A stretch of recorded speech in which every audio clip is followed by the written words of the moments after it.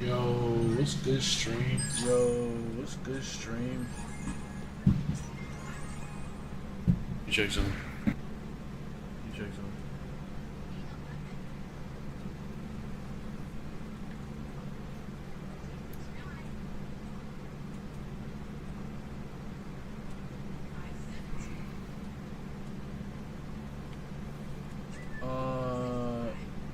Janetti, I'm sorry, I can't say your name, but what's up?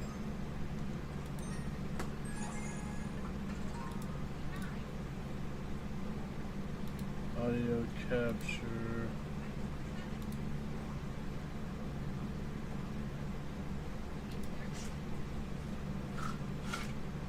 I'm curious about something. Okay, when's the Friday was to unplug with this? Can y'all...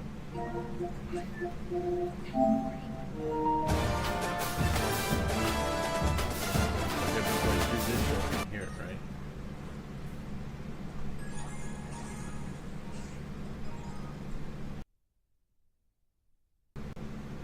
Can y'all hear my PlayStation at all?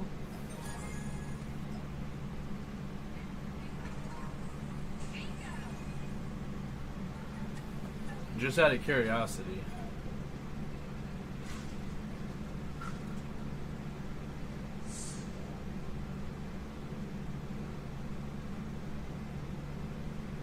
Yo, what's up, KBS? I was just about to... I just messaged you on Discord, never mind. Or I was about to. Can you hear my PlayStation at all, or no, bro?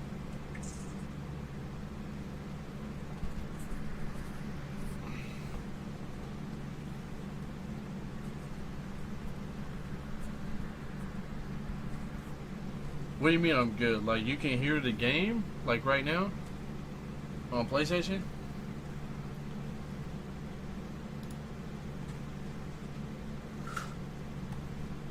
Like, can you hear the game audio? Hold on. I'll check myself. Just to make sure.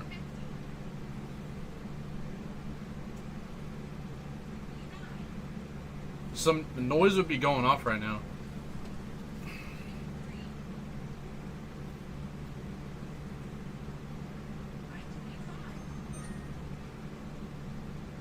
Nah, nothing's going off on the audio side.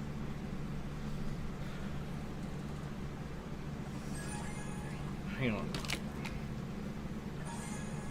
See, if I unplug this, then you guys can hear it.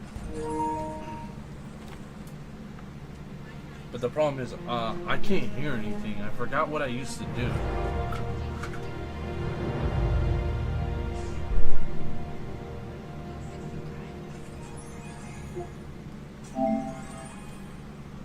Trying to remember.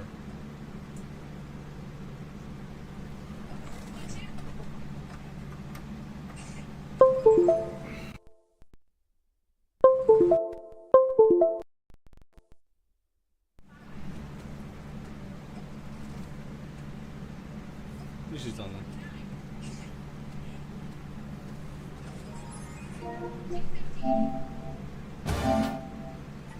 Oh, you a dub for that, bro. Hold on, let me see. I'm trying to fix the audio.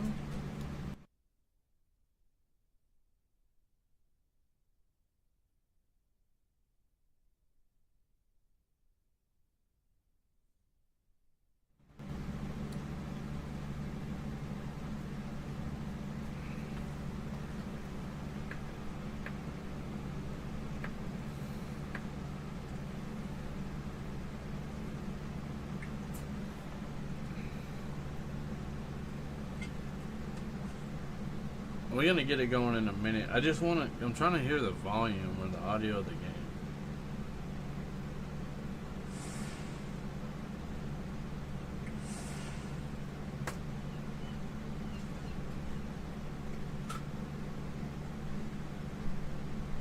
Wait a minute, hold on. This headset's always had like a quarter connector to it. Let me see if I can find it. I might have lost it.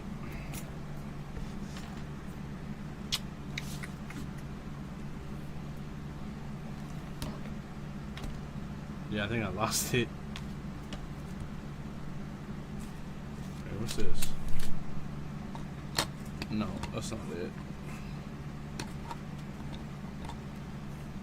If I can't figure it out, we'll just do what I usually do.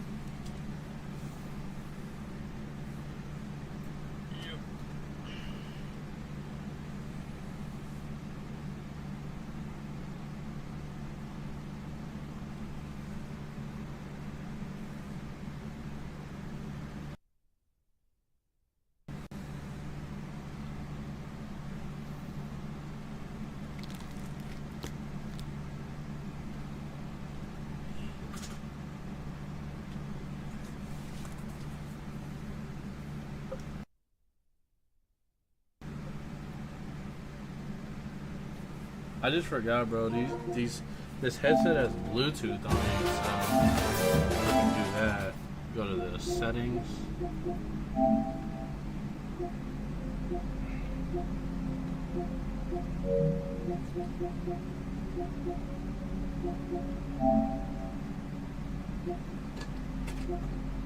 Accessories. No, I haven't played it all, bro. I heard they changed up stuff this year, so hold on. I'm trying to figure this out.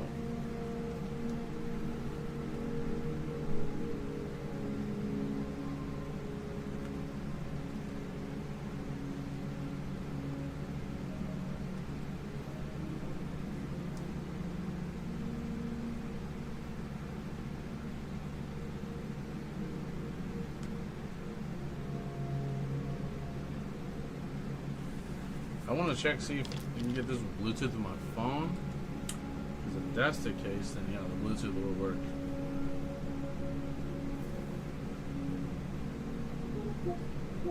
Yeah, it'll work. I just gotta figure out how to do it on the PlayStation.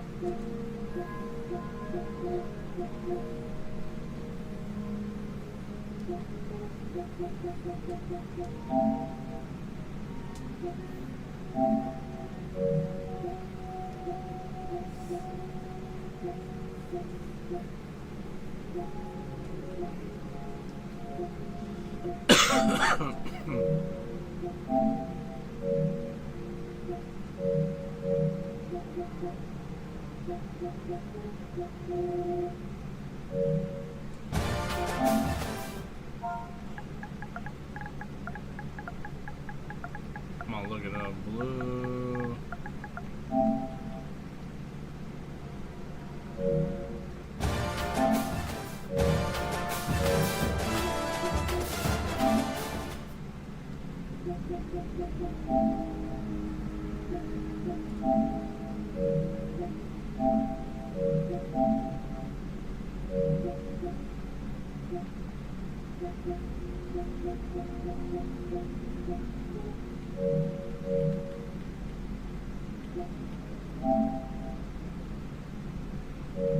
Sorry, I'm trying. Give me a sec, bro. Sorry about the delay, KPS. And anybody else watching on the stream. Accessories. Oh yes, there we go. Bluetooth accessories.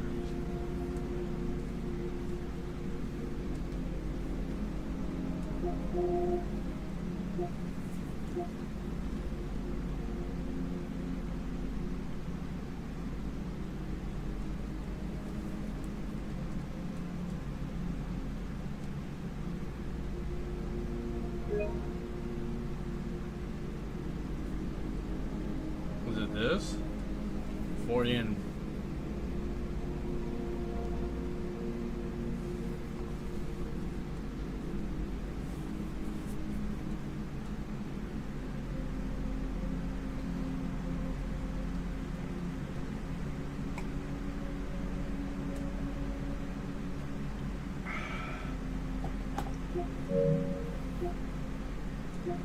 I don't think it's this.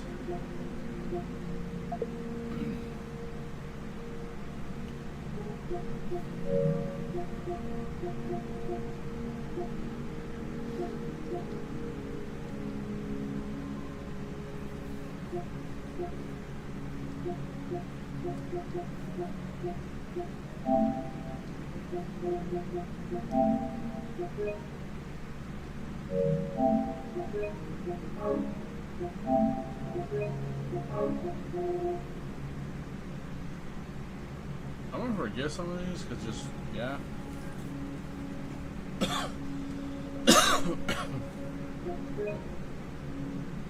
Oh, here they are. Should be able to hear the game now.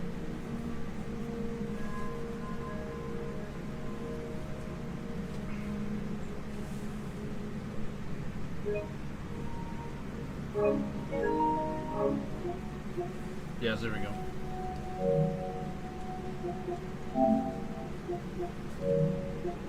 This okay, no, that's bullshit. Because I know it is. Okay, thanks. Is it because this is on PS Audio?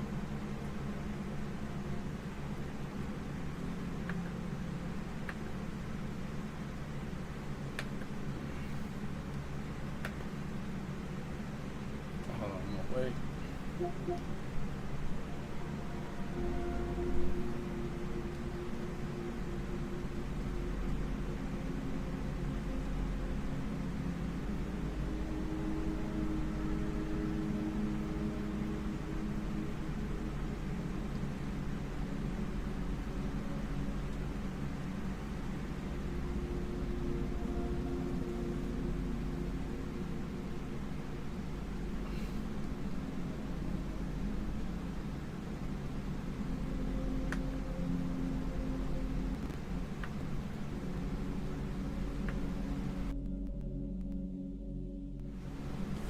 Try it now. If it doesn't work, I got another idea.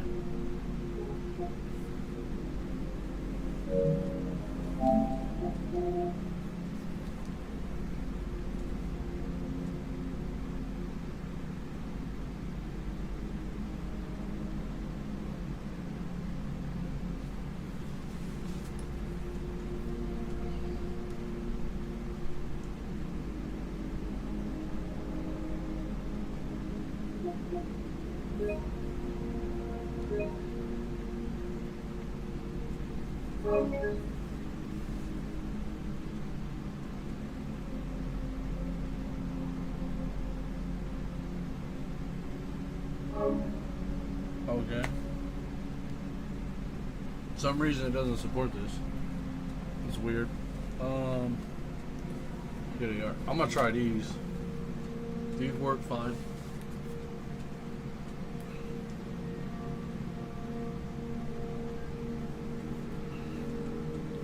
Let's see if my bows work. I might have to get a whole nother headset, bro, just for this.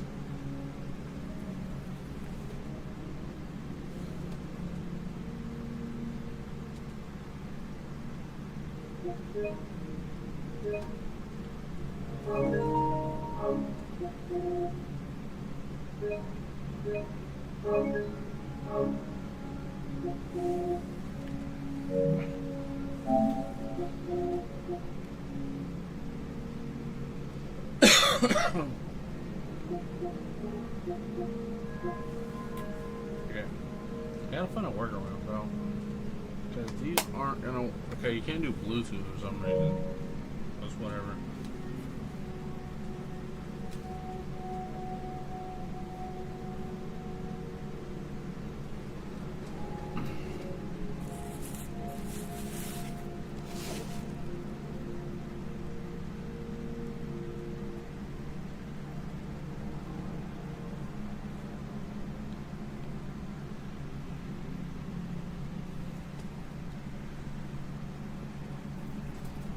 Check out my shelf real quick. Hang on, what's this?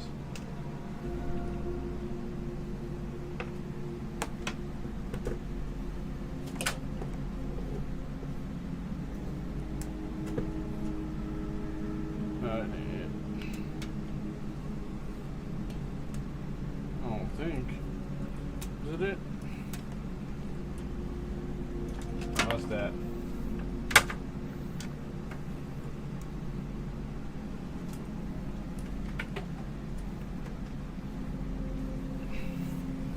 Give me a sec, chat.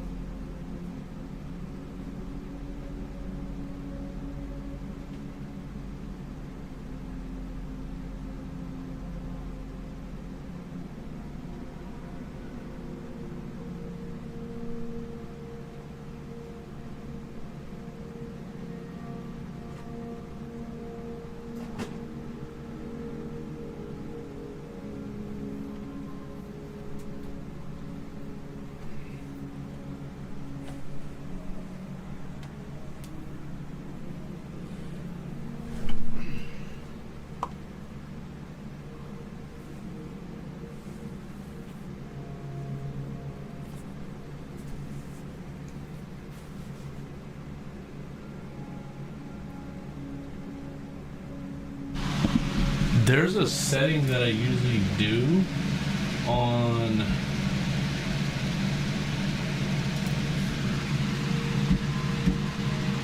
Streamlabs, so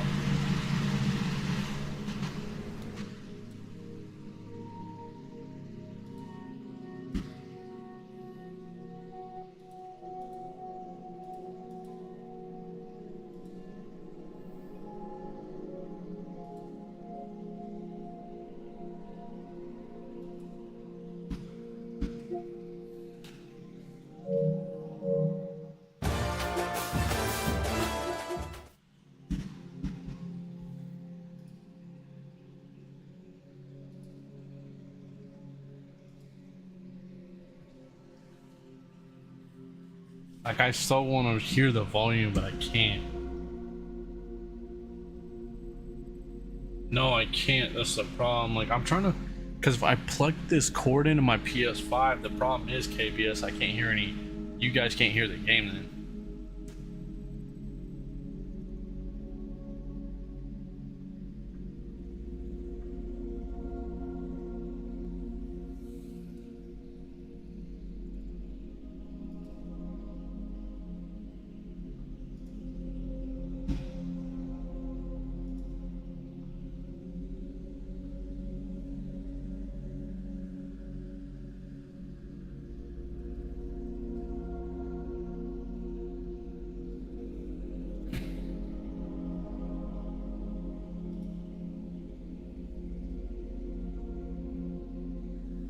Well, the problem is I can't find a cord to connect to my controller, so.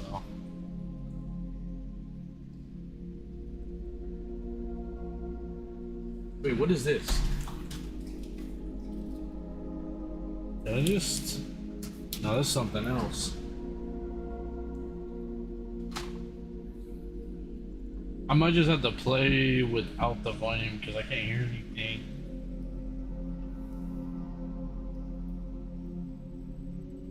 Kinda sucks, but I give it like 5 more minutes, can't figure it out. Because right now I'm gonna see if I can figure out how to hear audio from Streamlabs if I can.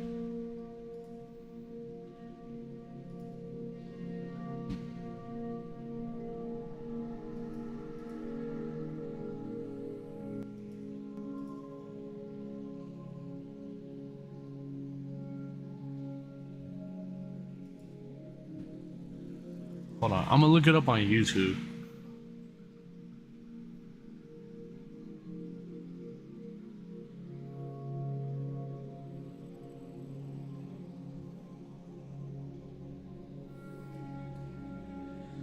No, it's not that. It's...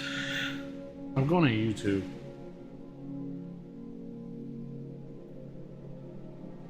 Because I've done it before.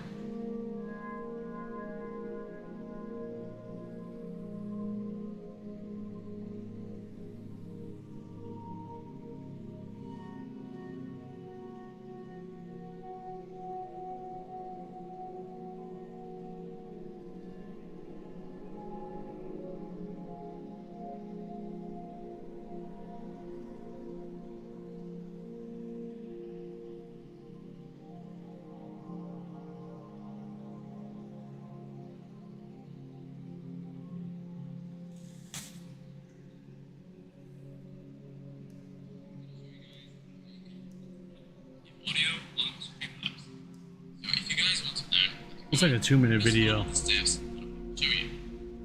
As you can see, guys, I'm right now in Streamlabs, and this is how the page looks like. So right here you can find the scenes that you have. Here you can add a new scene. Here you can edit your scene positions. Right here you're gonna find sources, and you can also add a new source to your scene. Here, from here you can toggle splice recording, and from here you can add a group, so you can sources at the same time. And lastly, right here, you're gonna find your audio mixer. So right now, in order to hear game audio on Streamlabs, let's go ahead and click on add a new source to your scene. And then here you can add a new source. So right here, you're gonna find essential sources, general sources, and also widgets. So go ahead and click on add.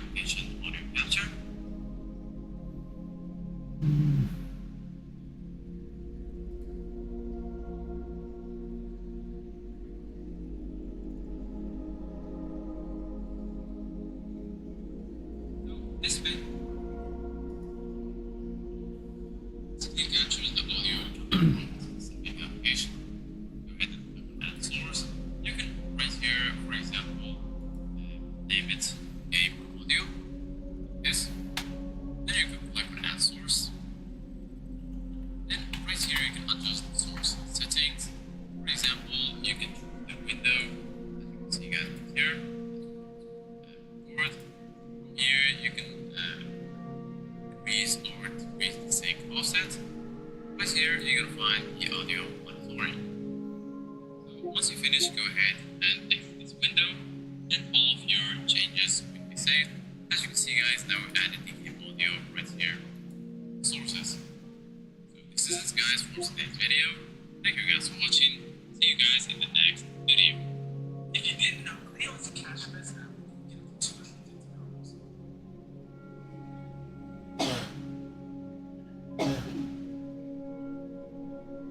And the volume rate of stage. Hello and welcome to channel. And today I'm going to teach you how to Oh, here we go. I've watched this video before. and you're gonna go to devices, and pretty much your Elgato or whatever capture should come up here. Since I have Elgato, it's going to Hang on, I think I might have just figured it out.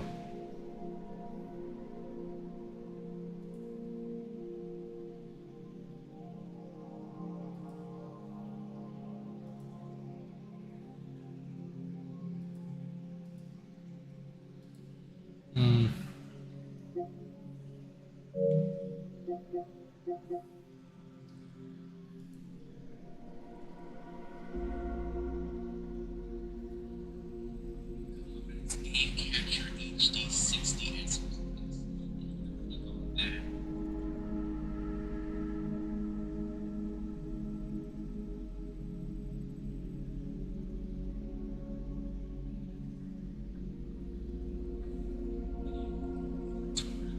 It's at that crisp audio, and yeah. So OBS kind of hold my microphone, and I am. Hold on, do I still have it? I do. Hold on. I think I might have just figured it out.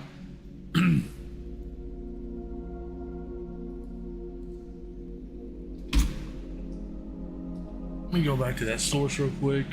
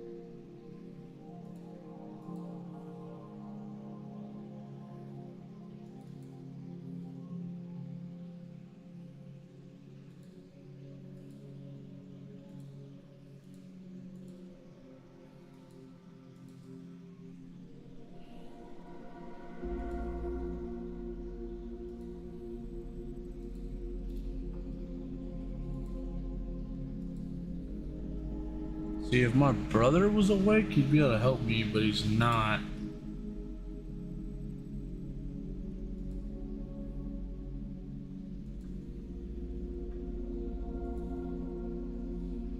Here we go.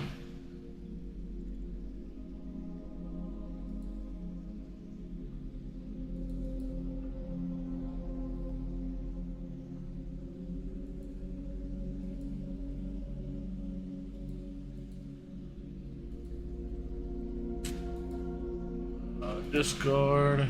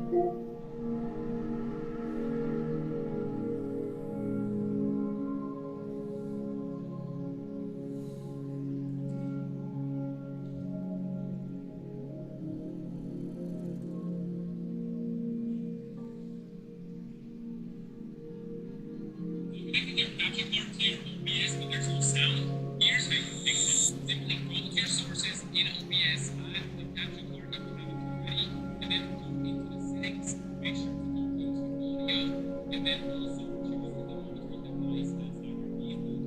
Okay? Alright.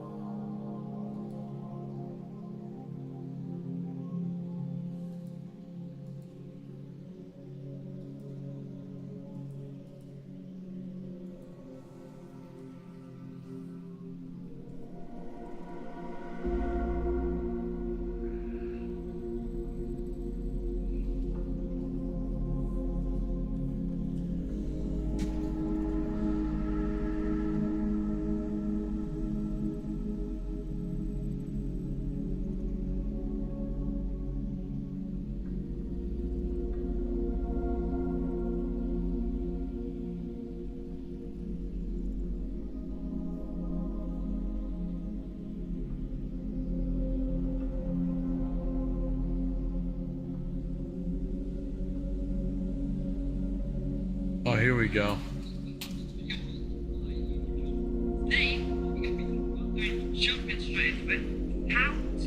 This guy might just help me. Xbox, PS4, PS5, Xbox Series S, Series X, settable through your personal computer. How do you hear? How can you?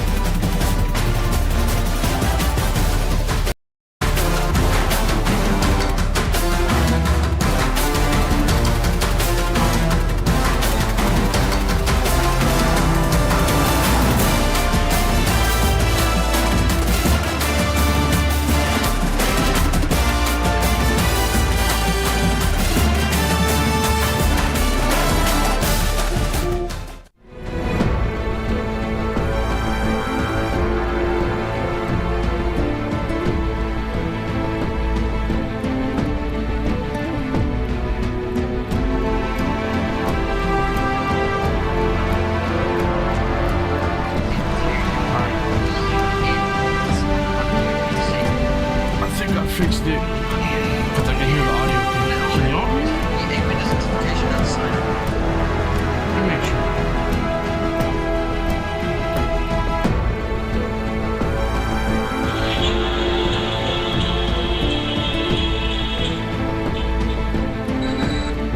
Alright, yeah, I can hear it. Don't hear it. Alright, let's go. Here we go, boys.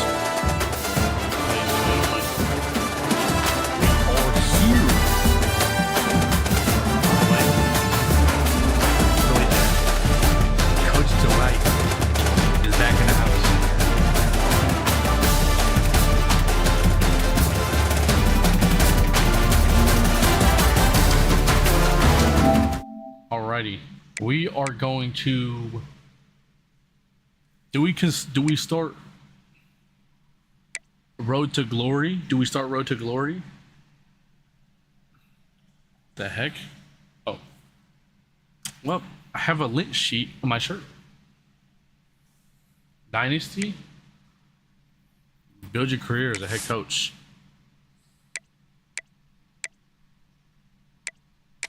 Welcome back to Dynasty Mode. I'm Reese Davis, and it's time to kick off your EA Sports College Football 26 coaching journey. First, select whether you want to play single-player or multi-user. A multi-user dynasty is where you can invite your friends and also import your own custom-created schools through Team Builder. So, do we go single player or cloud multiplayer user? Because I can always add other people to the dynasty. Or we go to single player.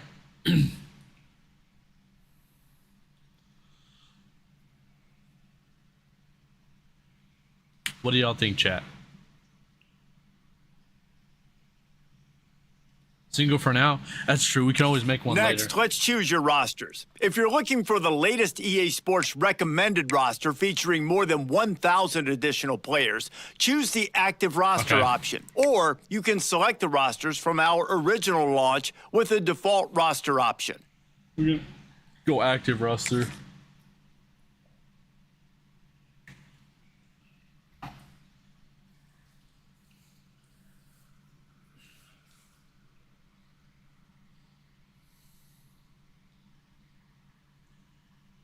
Here is where you can customize your Dynasty experience. Similar to last year, here's where you'll modify your settings from the updated list of available options and customize your conferences complete with unique rules and protected rivals.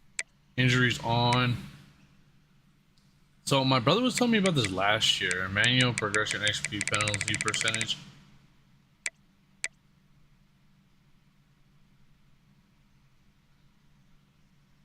Hold on, it was at 25. Let me read this.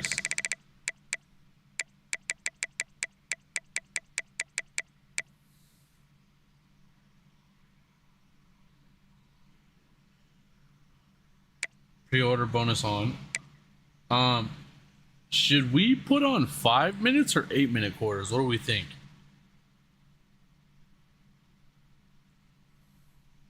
Because I've been thinking about upping up to 8 minutes.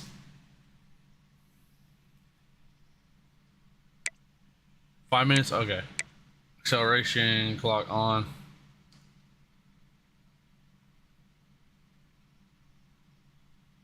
Yeah, I'll turn that on. Minimum play clock time. Ain't the play clock like 25 seconds, right?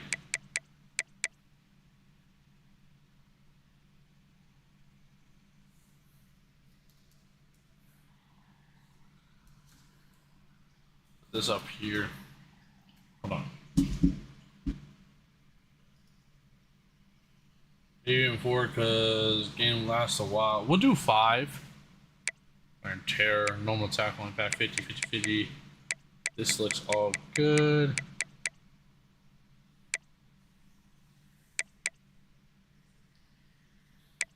Auto recruiting. I'm gonna do auto recruiting on this year just because last year when I was doing this was just a lot. Plus, I can more just focus on being that head coach instead of trying to draft players. Because last year, I didn't have auto recruiting on. And, bro, this was, like, this was insane. When I was trying to keep players and get players. I mean, I'll still take a look, but we're the coach, so. Custom conferences. All right, let's go in advance. It's now time to select your team. Would you prefer to take over an established contender or build a team from the ground up? Pay attention to each team's prestige rating, represented by the number of stars next to each team's name. Teams with a higher prestige will be ready to compete for the college football playoff right away. On the other hand, lower prestige teams provide a greater challenge to build into contenders. The choice is yours. All right, so we're not going to go to UCLA this year. Where should we go, chat? Should we go to a big name school or some small name school? And let's see what they have, because this is all the teams that are showing. So, bros, of course, Alabama. You want me? You want me to take over Nick Saban's job?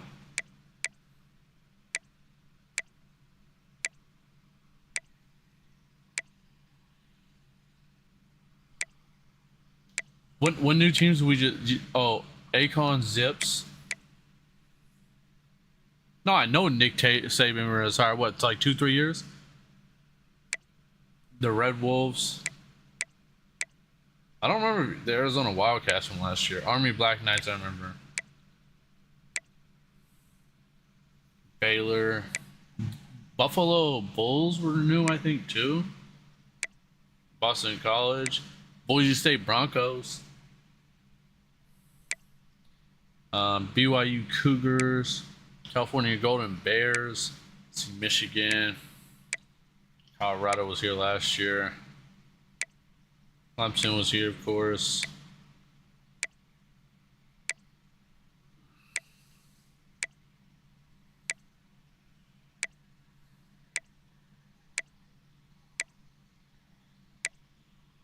We go to Georgia.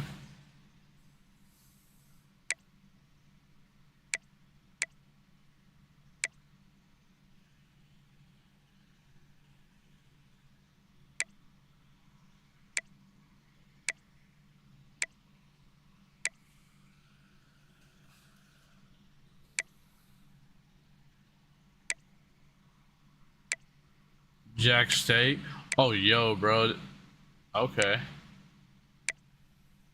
We should go to Georgia State, huh? Or the Georgia Bulldogs. I don't know. We should go there. What's the one team I seen that really caught me off guard that wasn't here last year? I'm looking right now.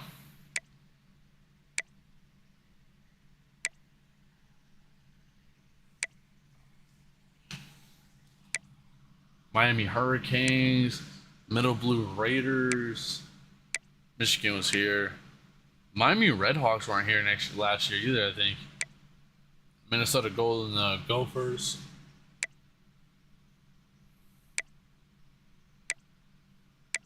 Nevada Wolfpack. I was actually a fan of them when Kaepernick was playing and shit. Like when we drafted him. Nebraska Cornhuskers. Hey, we could go to Nebraska and then try to go to Alabama because Nebraska needs work in on their team, bro.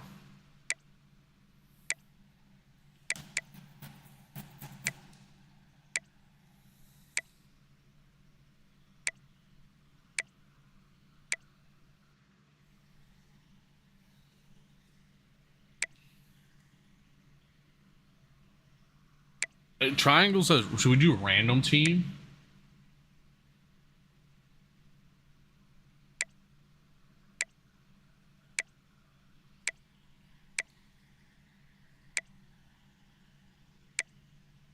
See what Triangle gives us, and then maybe we'll go with it if it's something that's not crazy. San Diego Aztecs, they were not part of it. Hey, the Aztecs weren't there last year, right? Spartans either. The SMU Mustangs.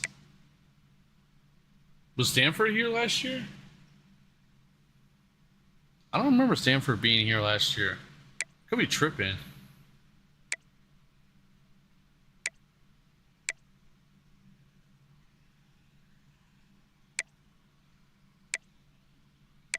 Tennessee. I'm just going through all the teams real quick. Stanford was? Yeah, I'm tripping. Toledo was here. Detroit Trojans. There's quite a bit of new teams this year. UCLA. UCF was here. UAB Blazers went here. Or the Old Monroe Warhawks. Hey, we go to our freaking rival, go to the USC Trojans, bro. Utah State Aggies, Utahs, I think. USF Bulls. You know what's great is I'm off of work tomorrow, or not tomorrow.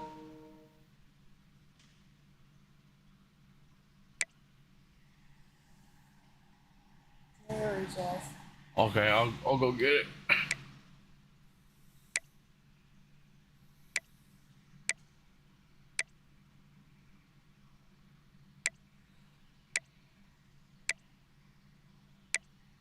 Wisconsin Badgers, Wyoming Cowboys. All right, so what do you think? We go to Nebraska? Think we go to Nebraska on KBS? Or should we do a random, see what it gives us first? Go random, and if that doesn't work, go to Nebraska, and then we're gonna work our way up and play for Alabama.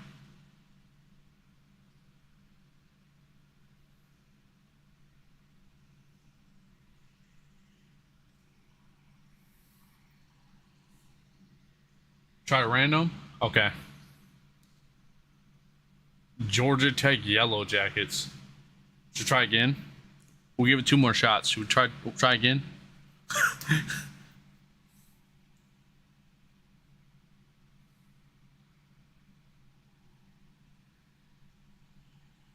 That's so trash too, what they gave us. Yo, we got 4 people on the stream. What's up, guys? USC Trojans. Is this a yes, a hit, or a miss? Got 1 more.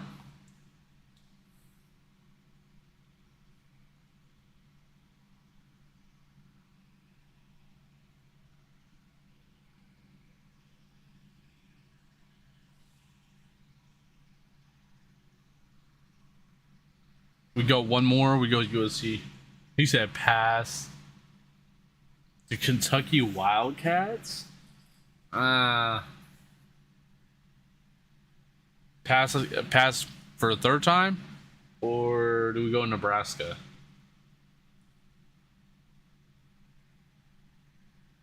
Pass again? Yeah, okay, pass. Oh, man. Let me go and let's go to Nebraska, dude. We're gonna move our way up to go play for Alabama, so there we go.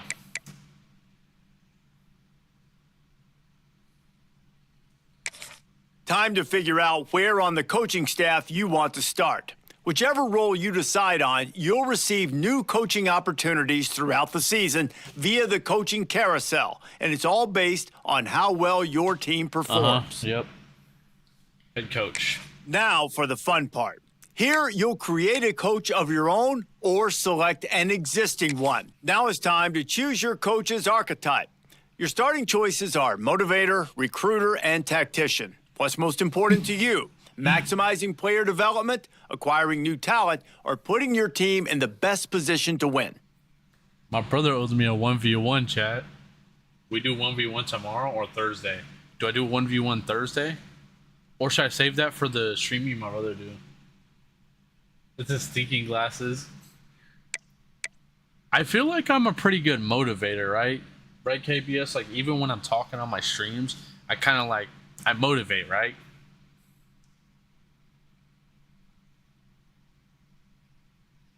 Like, be real, like, the type of streamer I am, right? I talk to you guys about stuff and I motivate, right?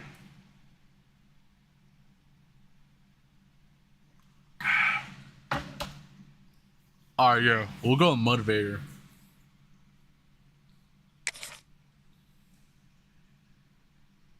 Okay.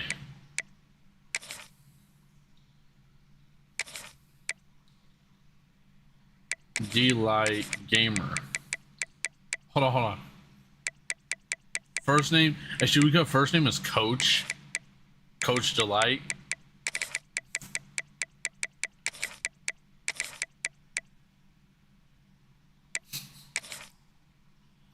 You such an asshole.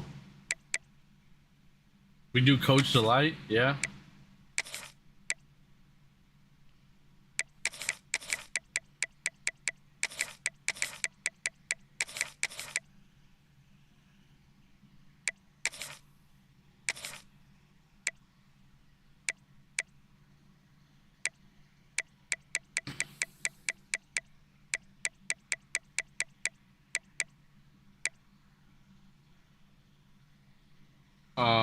Pipeline would be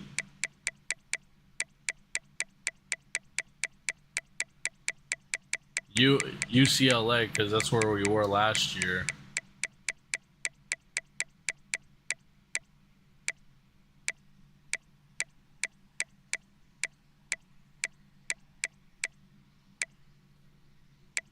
Northern California.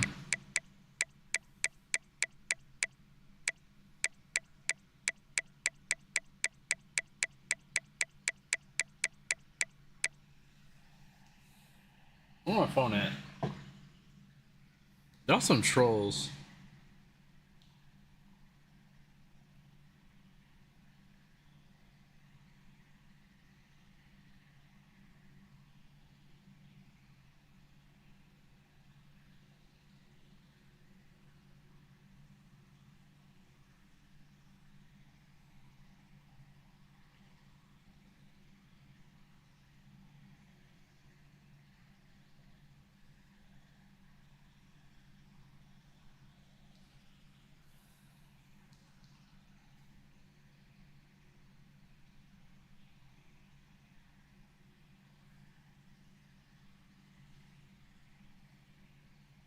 Okay, yeah, it's Northern. I was making sure. So I'm known as Northern California. I'm classic, calm, stance, classic, play sheet, hands on. I feel like I'd be like, my stance would be like play sheet.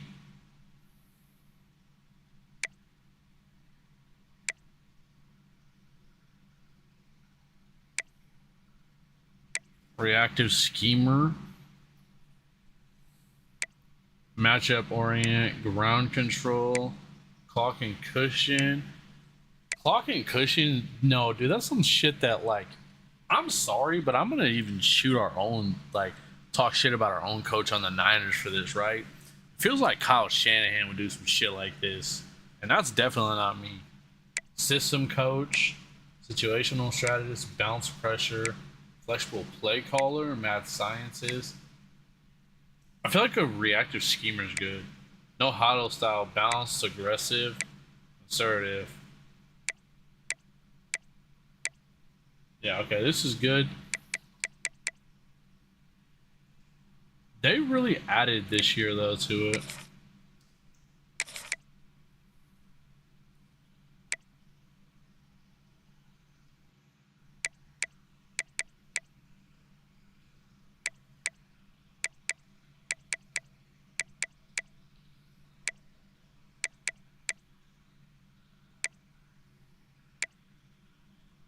This is what I did last year, but hold on, they have like more people. Bro, this would actually like fit me so well if I still had my long hair from last year.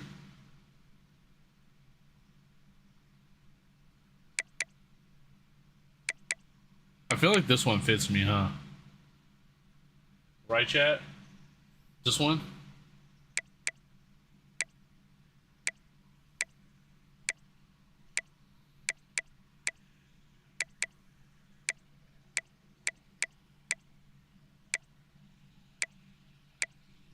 Alright, hold on, we'll go up. Yeah, that one fits, because there's like nothing else really.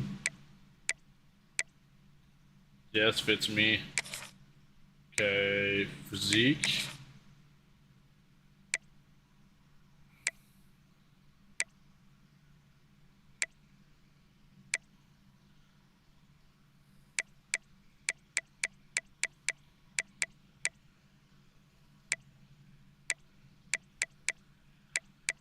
I'm exposing my own way right now, chat.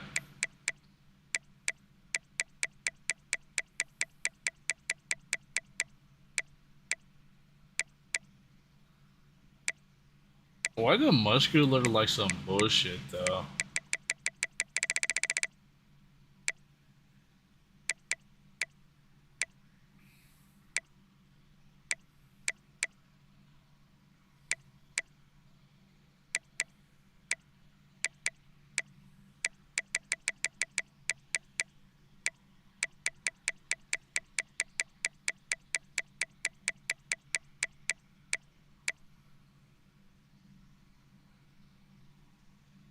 Okay, yeah, that works.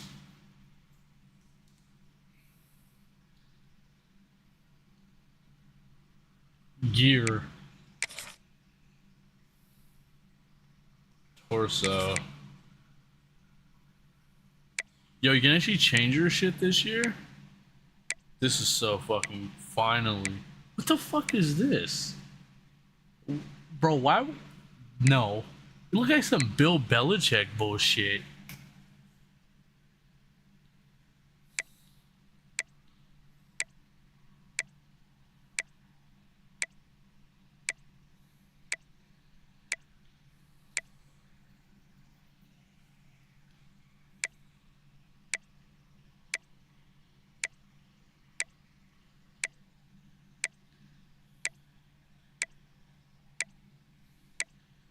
No, this is like Bill Belichick. This shit right here, dog.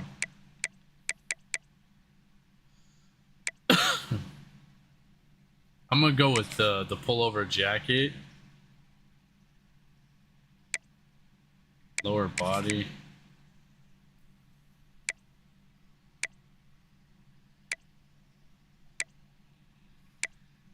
Joggers, pants, hold on.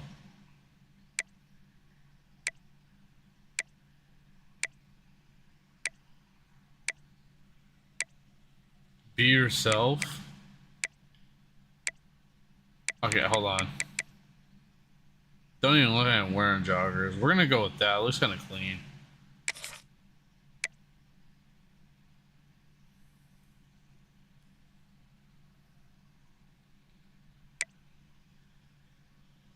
Too bad we can't put glasses on.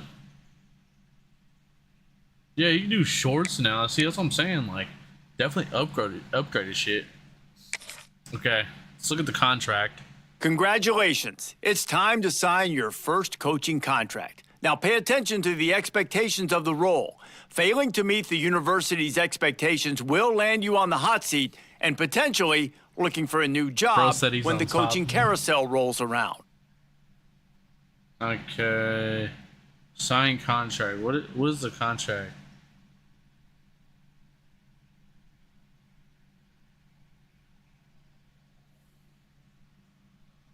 Getting paid $1 a year. Job security safe. Let's go and sign contract. I don't really know. Like 100 coach points. Okay, nice.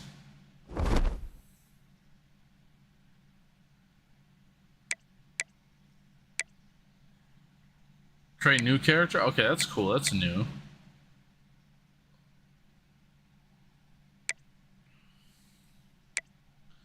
Team What's my depth chart look like? We got a sophomore, okay, playing quarterback. This guy might be playing next year. And we get some big names playing for us next year.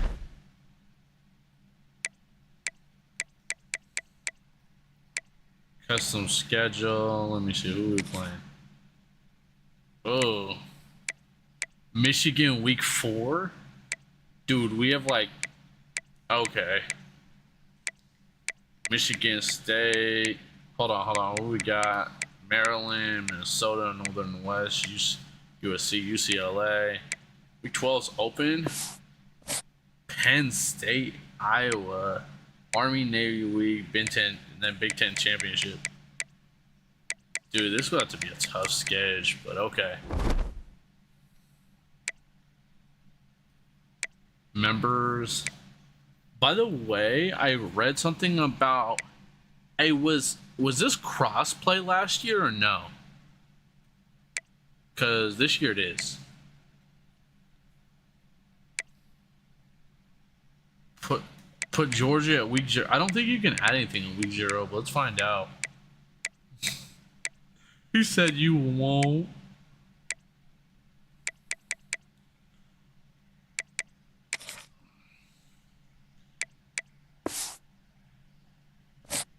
Wait, you want me to change out Akon for...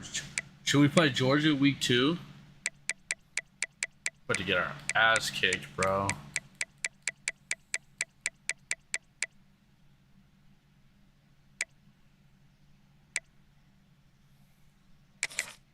You want me to play Georgia week 2, bro? That's insane. Fuck, okay. Save. This is cooked.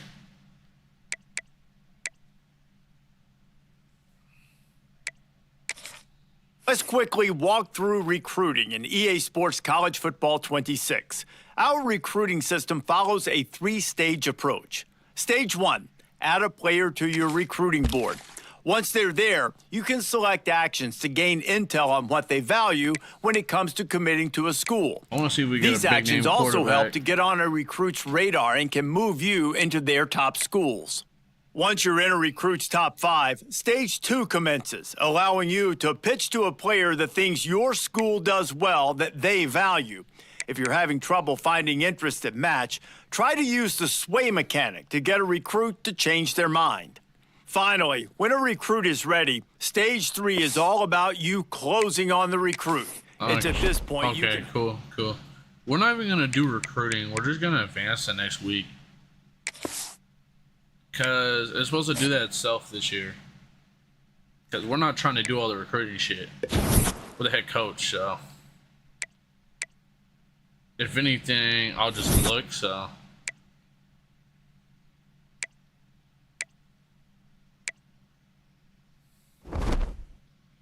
Okay, we're on about the bye week. Recruiting, top stories. Candidates at Iowa.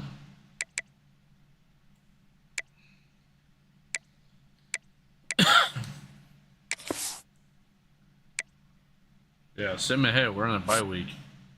Week 1. Alright, cool.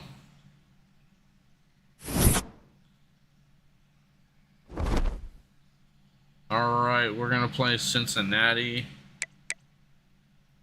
Upgrade coaching skills. Hold on.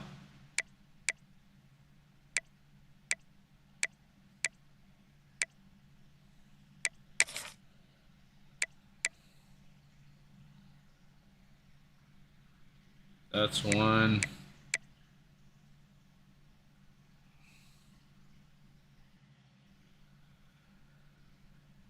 Really want to upgrade the run game this year, so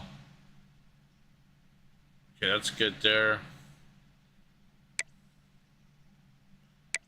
Technician, strategist, recruiter, talent developer, program builder. That's what we want to.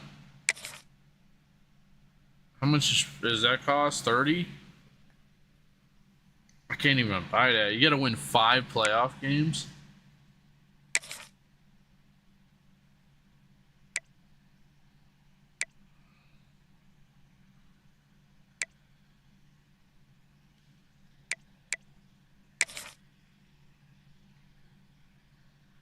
Win 4 bowl games. Spend 50 in recruiting. I think we should just do either technician or arson tech. Oh yeah, I can't even do anything here. Yeah, nothing else you can do here, so you just gotta play pretty much. Alrighty. Wait, hold on. Oh yeah, I'm not even gonna upgrade these dudes because I need to benefit myself right now. Any upsets happen? Hold on. No.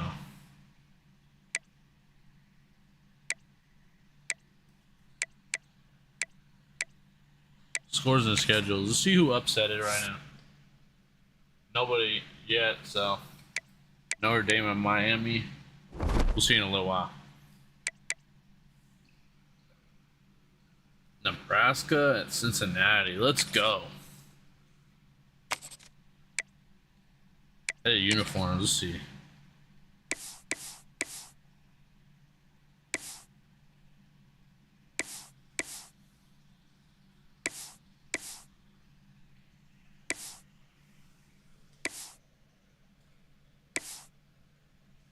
That looks clean. All right, let's go.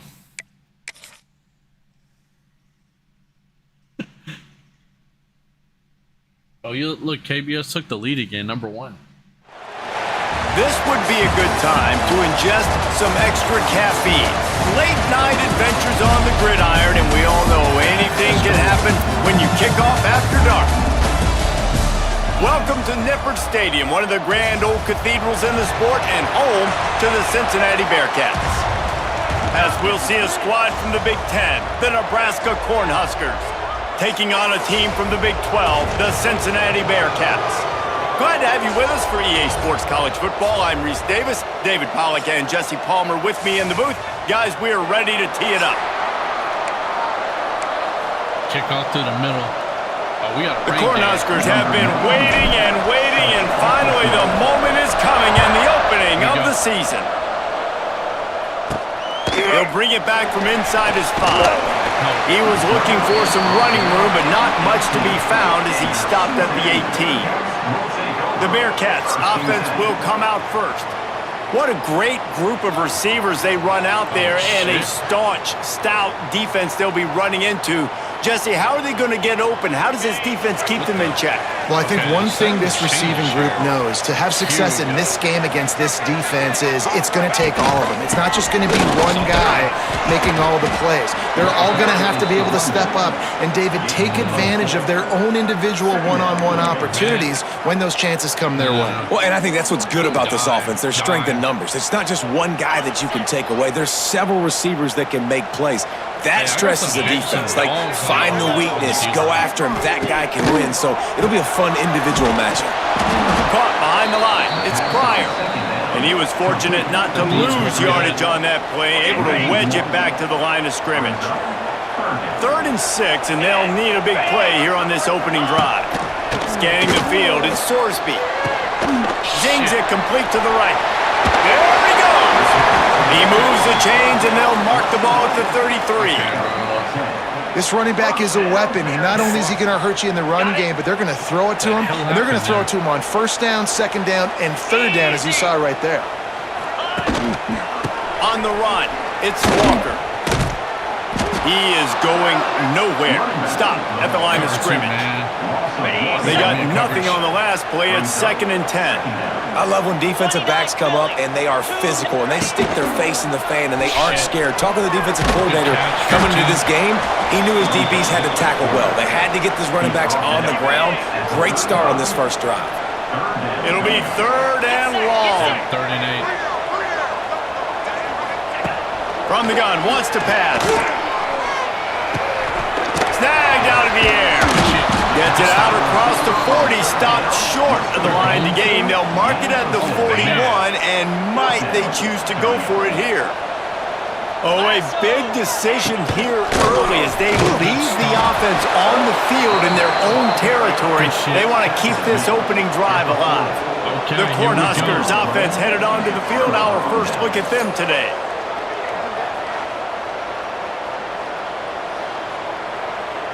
Here we go. This offense has it with really good field position. They'll crank up this drive with the pass. Throws for the tight end. A strike downfield. Stop just inside the 30 at the 29. It's a 10-yard pickup and a first I really down. was done by them, but now I got the ball. To the air on first down. Good catch. Just a short pass to the tight end. They stop him almost immediately. Short gain there and still a little ground covered to pick up the first. Shit. Rushes on him. He's Grabbed near the marker. It's Markway. Yep. They make the stop, but he'll have enough yardage for a first down. The Huskers come to the line with a fresh set of downs. Touch pass on the jet sweep. Can't get him to the ground. He'll be run out of bounds at the 14. Second down coming up on this red zone opportunity. The handoff to Johnson. And he's stuffed by that big defensive tackle up front. If you're going to stop the run game, you better be physical up front on the defensive line. They've got some maulers. They've got some dudes with bad intentions. Nice play there. What the fuck is that noise? Back to pass, it's Raiola. On the run, still looking. And the pressure was too much. They get him at the 15. Now on fourth down, they'll try to come away with 3. Dude, I'm not so good at these kicks, but give it a shot. They put on the hit and they blocked it. Dude. Oh, man. Well, all that for nothing. First play of the drive comes from the 22. Bro, we're in trouble playing Georgia. Leaves it with the back. They make the stop, and that will likely bring us to the end of the first quarter. We've reached the end of the first quarter, and it has been a defensive battle, and the stats tell the tale so far. -1 rushing yard.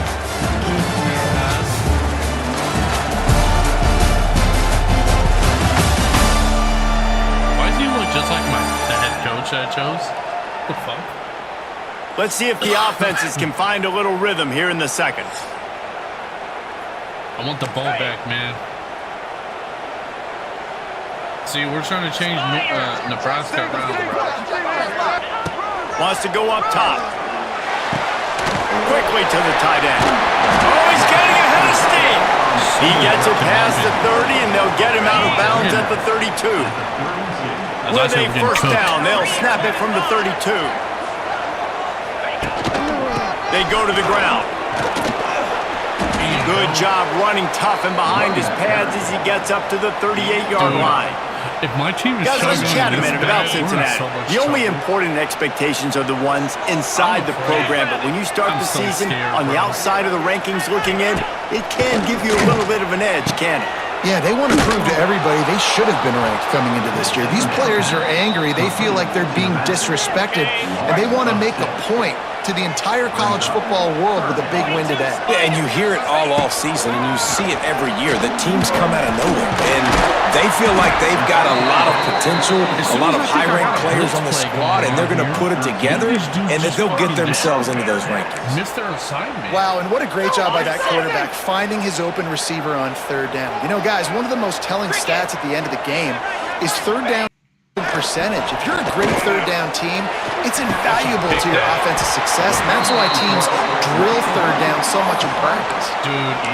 Now, you've seen the evolution of these slot receivers. They're just matchup nightmares. They're hard to get your hand on. A lot of times, they're off the football. You can't jam them. These guys are so productive, and offenses really feature their best players most time in those slot positions. He's brought down quickly. Minimal gain there. Still a bit short of the first down. Offense walks through the line for play number 7 of the drive. Off play action. Makes the grab on the left. They knock him down, but he's got enough to get it across the line and pick up the first down. I don't know if the defense came into this one expecting the fullback to be a weapon catching the ball, but that play didn't look like they were ready for him. He catches it, turns it upfield for the first. The clock winds down to 2 minutes, and we will take a pause for the 2-minute timeout.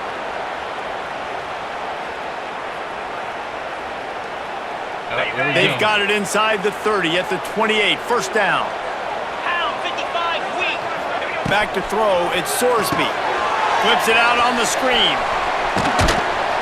Able to scrounge 3 yards out of that one somehow. It's 2nd and 7. After the short completion, let's see if they go back to the air. Back to pass on 2nd down. Got it set up on the outside. And that did not work. Defense smelled that one out from the beginning. Looks as if we have an injury on that last play, and we'll take a break to check him out. And the Bearcats need their binoculars to find that line to gain here on 3rd down. On a screen? From the gun, wants to pass. He took a hit as he threw it and couldn't deliver the football. It's incomplete and 4th down's coming. And if the kicker can put one through, this will be a successful drive. And the holder will place it down on the left hash, a 47-yard try coming.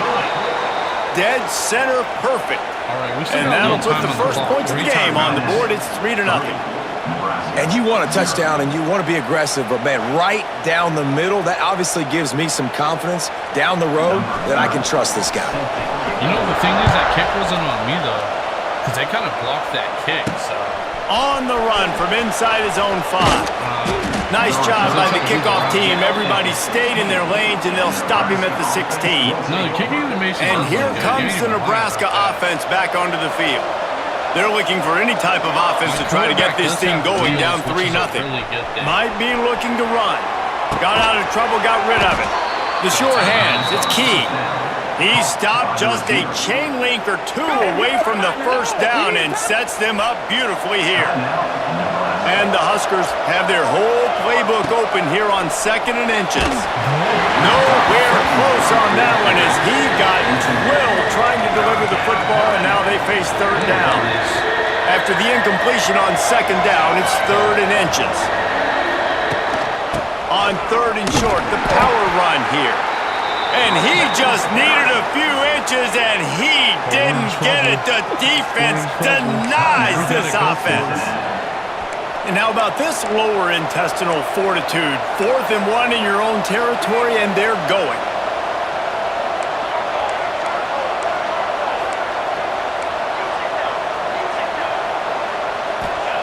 He'll try to throw and pick up the first down.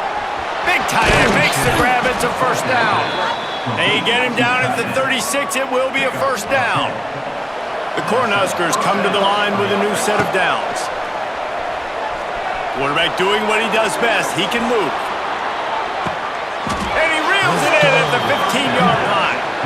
That is exactly what you want to do with a football. He's got it all the way down to the 15-yard line.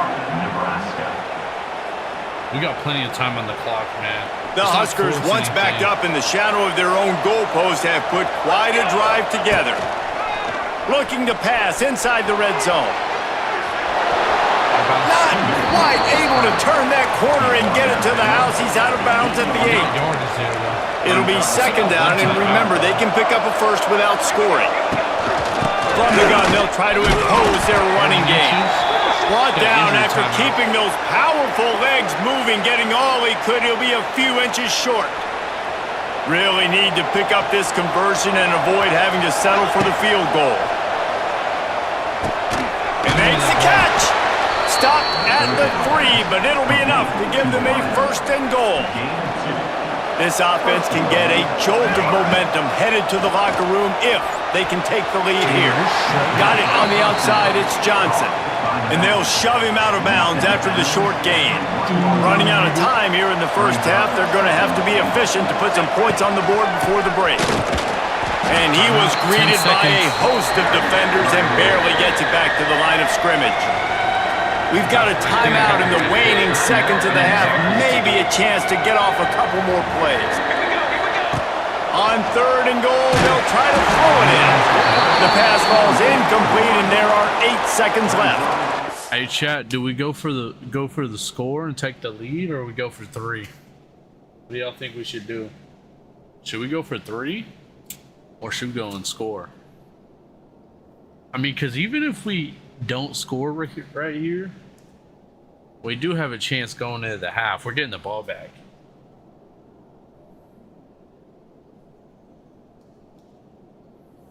That's a phenomenal job getting after the quarterback and getting a hit on him to affect his accuracy, because if they didn't get the pressure, that was going to be a touchdown. He had a guy wide open in the end zone. Into the end zone. Touchdown, Nebraska. Man, that was beautiful clock management. Great job by this offense, sustaining the drive, not getting too much in a panic, and finishing the drive with a touchdown with not a lot of time on the clock. We got to show Georgia who we are, bro. He's like, oh, okay, my bad. Lining up to tack one more onto that lead. Nebraska takes the And the extra point makes it 7-3. They put it in the end zone with a 12-play scoring drive. And it was finished off with a 2-yard touchdown toss.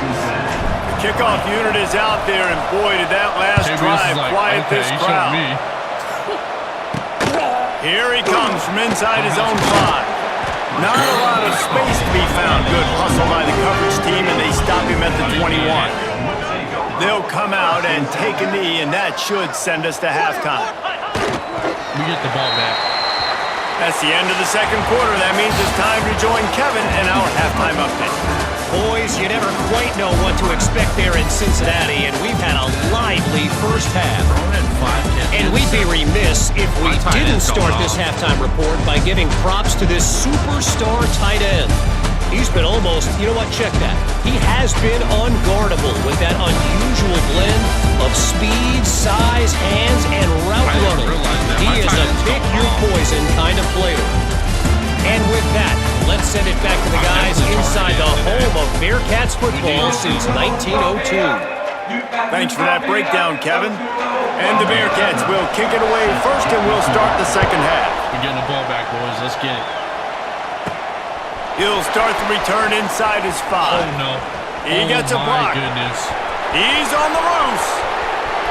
Can they catch him? They won't get him. It's a touchdown. What a way to seize momentum here. You start the second half, you take the first kick back to the house. Great blocking and an awesome job in the open field, making people miss and showing you the speed on that return. Wow.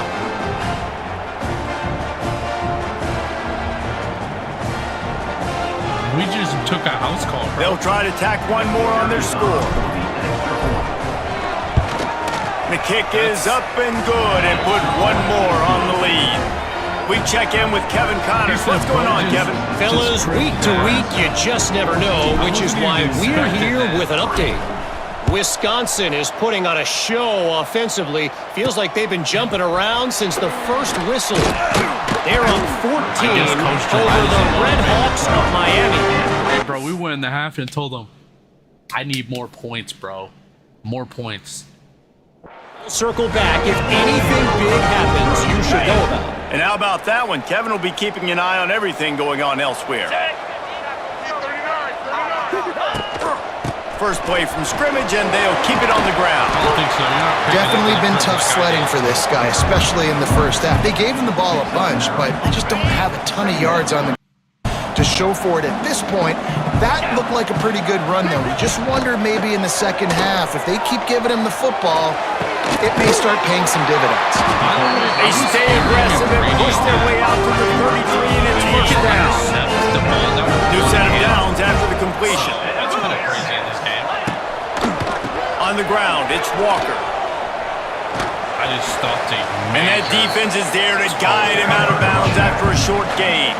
After picking up a couple at 2nd and 8.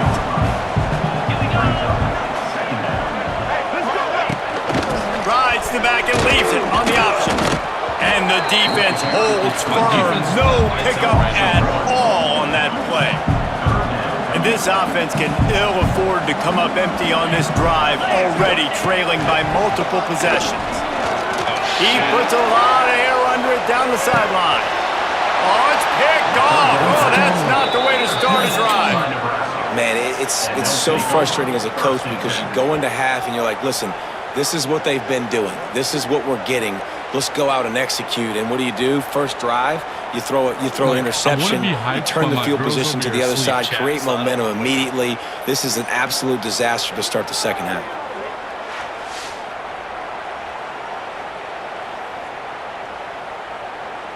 My ass about to be I'm gonna lose track of time later. Opening play of this drive comes from the 13-yard line. 5 a.m. my time.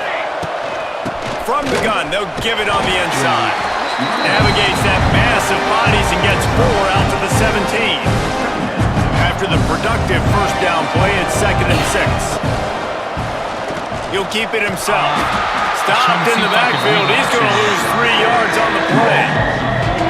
Phenomenal job by the defense that time, shutting down the option play. They knew they were going to see this in this game, and all week long in practice, they really focused on this assignment football, making sure the dive, the quarterback, the pitch, all taken away. Nowhere to go with the football that time offensively. The defense coming up with a huge negative play. The give to the back. And maybe he'll get back to the line of scrimmage, but no more than that. Lost 1 on that last one. It's 2nd and 11. Gets the back moving. Looking to throw. It's Raiola. And he was hit just as he was releasing the pass, and it falls to the ground incomplete.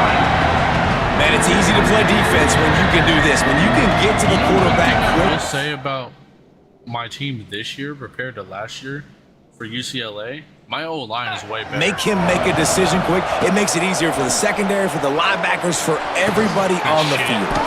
Complete to the right. He's brought down, but there's a flag on the play. Let's see if it stands.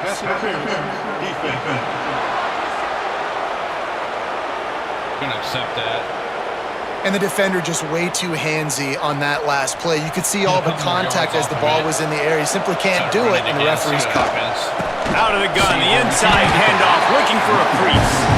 And he never had a chance, just stopped cold as soon as he got it. And the Huskers trying to find their way forward after the big loss on the last play. On the move, he fires. Just had to hang in there. Good shit, tight end. Good pick up there. They'll move the chains, and they're set up at the 41. It was quite a burden for Dylan Raiola a year ago, viewed as the Nebraska football savior. So, Jesse, how should he approach? Intercepted! They were back in their own end, and they stopped the drive. Well, they didn't let him get loose for a big return, but he still made the big play, and they'll take over at the 17.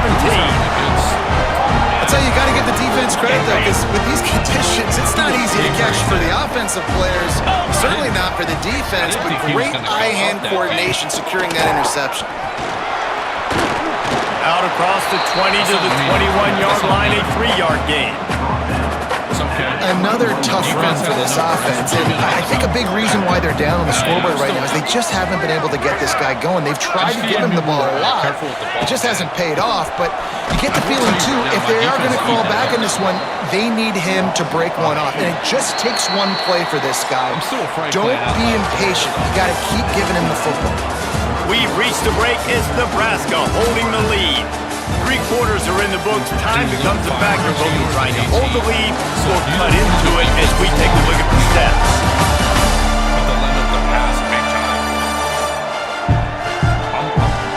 Here comes the fourth. Time to see who steps up, who makes the winning plays to take home that W. After swapping into the field, they gave him a little time to figure out how they'll open the final period here on 3rd down. To the air, it's Sorsby. Here comes the heat. And the heat gets there. And they get him down at the 14-yard line. Down by multiple possessions. You can't come up empty on this drive. They'll go for it on 4th down. He'll try to throw and pick up the 1st down. Converts on 4th down. Still going. And they finally make the tackle, but this will be a pretty easy conversion for this offense. That is such a big play for the offense. A lot of these 4th down I was told you have like 4 or 5 high school games. So plays are just designed to pick up the first. They get even more. They get an explosive play, and that has got to be huge for the offense's confidence. It's a seam wide open. Inside the 15, out of bounds at the 14-yard line. The offense looking for a score. The Bearcats have this offense rolling. He'll do it himself. Got enough space, and he rolls into the house.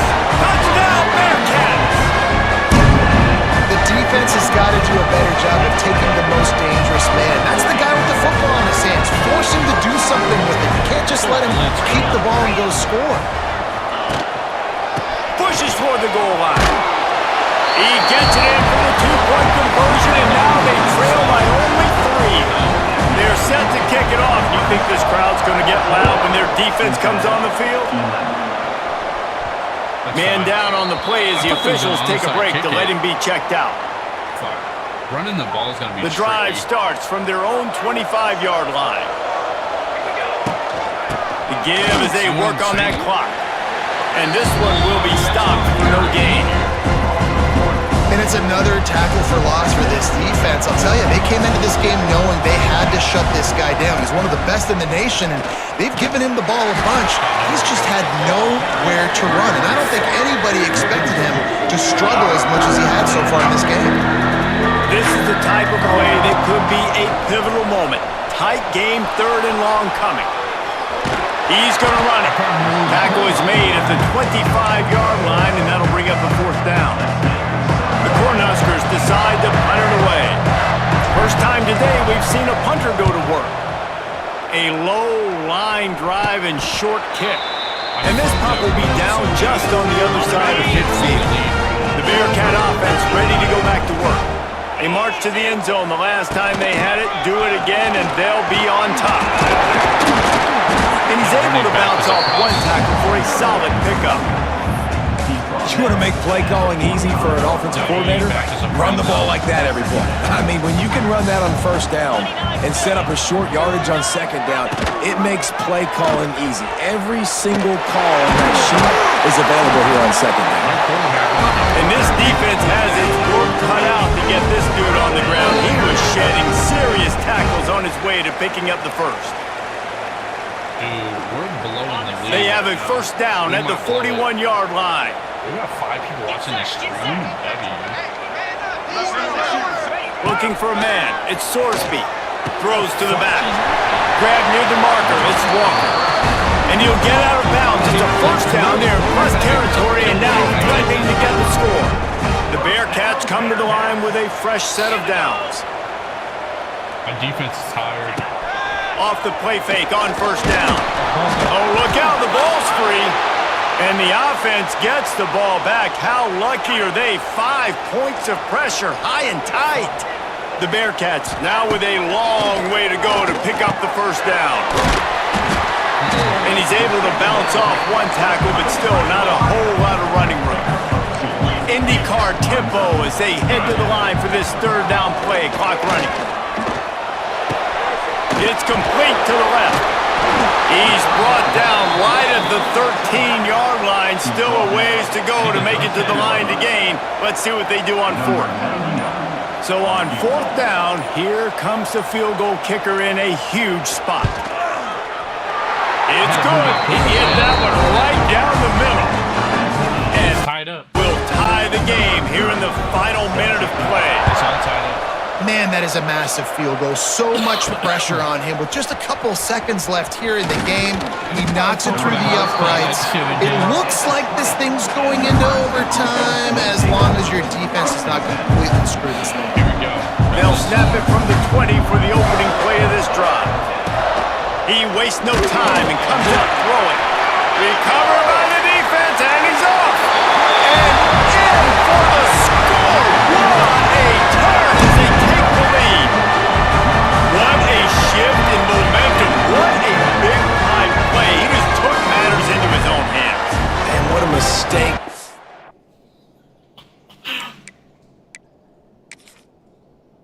What the fuck happened there?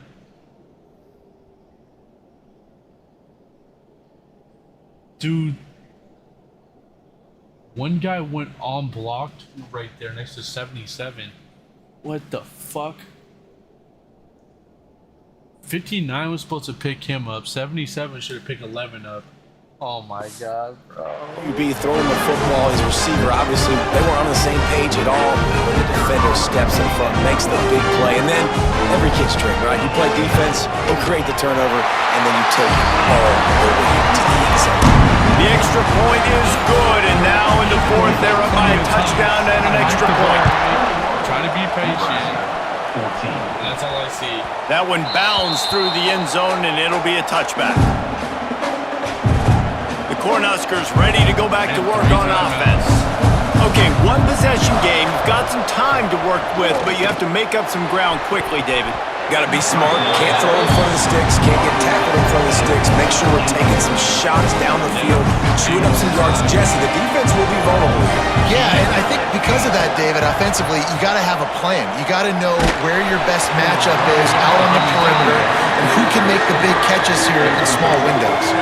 Nowhere close on that one as he got drilled trying to deliver the football, and now they face third down.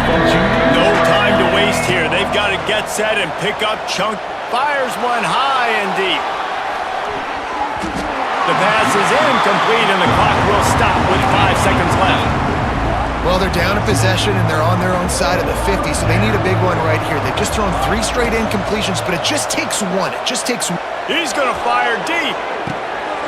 Big tight end makes the grab. First down, still on his feet. And they fight him to the bitter end, all the way down to putting some more numbers in the stat column, but they'll come up a little short as time expires. If I decline it, the game ends. The offense gets a fresh set of downs after the PI. We'll see if the defense can regroup and put together a stop. Dropping back, it's Raiola. He's taking the deep shot. Ball is incomplete. Falls to the turf, and that's going to do it. And it went right down to the final play. As disappointing as this is, everything's still in front of this team. I mean, think back to 1983 Miami. Got blown out in the opener, but won the national championship. You're absolutely right, Reese. Lots to play for here. And there's no doubt when you watch this team, they've got the talent to get it done. They got to execute better. They got to iron out some of these mistakes we saw here on the field today. But I think if this is a team, if they stay healthy throughout... Looks like we got to go fuck Georgia up. Then when Cincinnati sees that, they're going to realize they got lucky.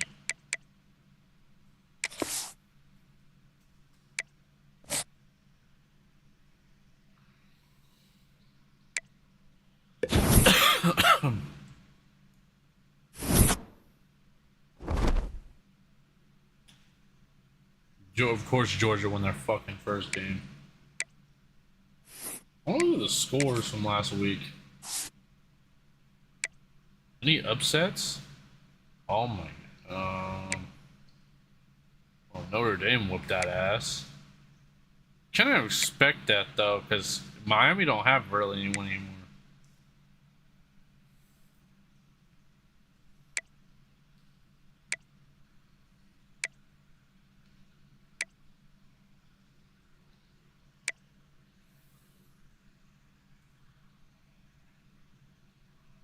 There's a glitch because how does FCS East play 3 games?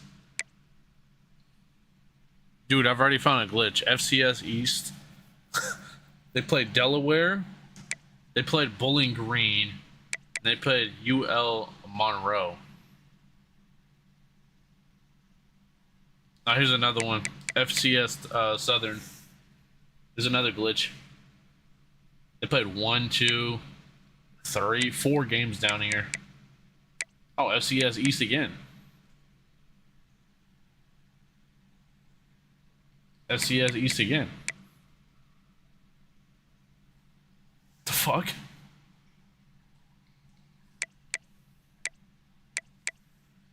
And then FCS. Okay, whatever. So, what the fuck? Played Pittsburgh and Navy. Dude, bro, what happened? What's going on here? I'm pretty sure it's a glitch. It's probably supposed to be other teams, but it's glitched out, so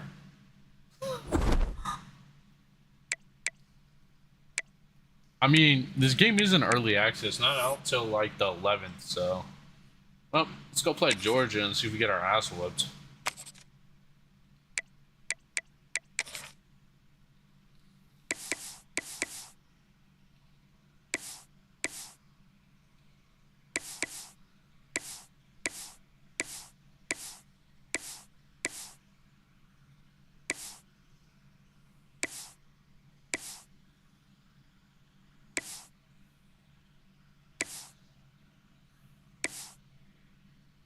I like the white. The white primary looks pretty good, clean.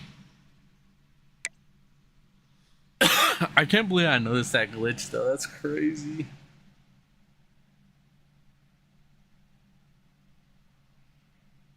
When you're ranked in the top 5, your very existence is a cauldron of pressure. And that is ratcheted up when you go on the road. And this highly ranked squad has found itself coming into a snake pit in this one. Welcome to Memorial Stadium, Lincoln, Nebraska, and home of the Cornhuskers. As we'll see the number 2 team in the country, the Georgia Bulldogs, taking on a team from the Big Ten, the Nebraska Cornhuskers. For EA Sports College Football, Reese Davis with you alongside David Pollack and Jesse Palmer. And guys, can't wait to get this one started.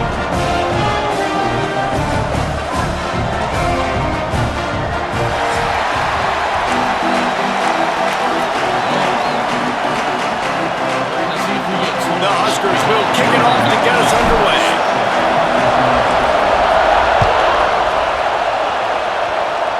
One thing I really think we need to... And he passes on the touchback. Here he comes. He stopped at the 23, a couple yards short of where he would have been with a touchback. So Georgia's offense will have the football first. And they are coming off a sensational performance led by this quarterback who's hoping he can build on things, Jesse. Well, I know that having played the position, when you have a big game, you just can't wait to get back out there again and build on that performance. David, last time out, he was making the right reads. He showed off his arm talent. Oh, I'm out of space. He's into plus territory, knocked out of bounds after the nice game, marking at the 47. This ain't good. Now, last year, there were long stretches in which the Georgia offense hardly looked like a well-oiled machine. Now the quarterback's transferred, new full-time starter in there.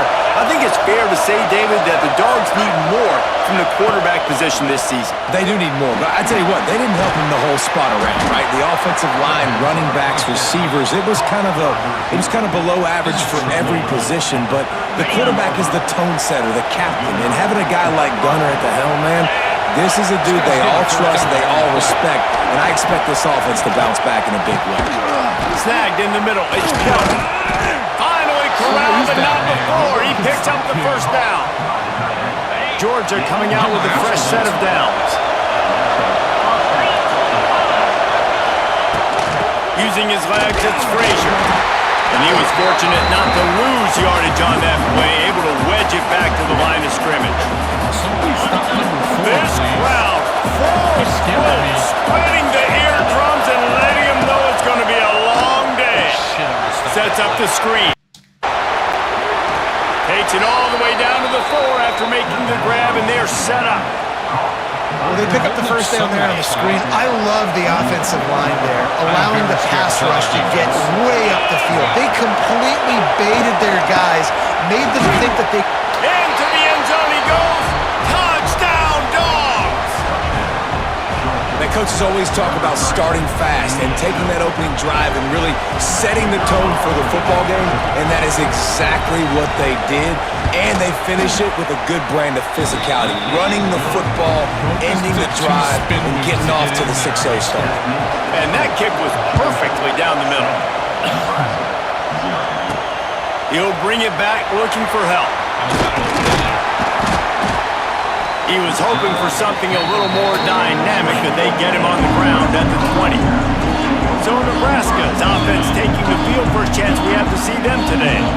And they're going to have to contend with a secondary that is one of the best in the nation, Jesse. And they're a complete secondary team. You watch them on film. They're very good defending the pass and coverage. They can play man and zone. But I like them, David, because they're not afraid to put their face in the fan. Everybody in the back end likes to tackle and likes to be physical. That's what makes them special. Yeah, and it's just an elite group in the back end. Multiple guys that win their individual matchups, which makes it hard to run offense. And this is a group that, yes, they tackle well, they see the football well, they break on it well.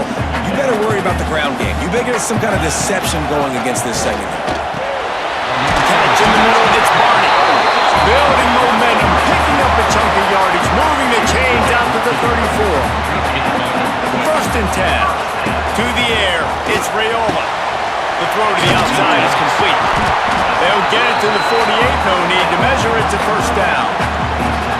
Nice completion here to this wide receiver, and you're going to see this receiver line up in different spots all over the field all game long. Defense has got to keep their eye on where this guy is because they know he's a big part of this offense's success.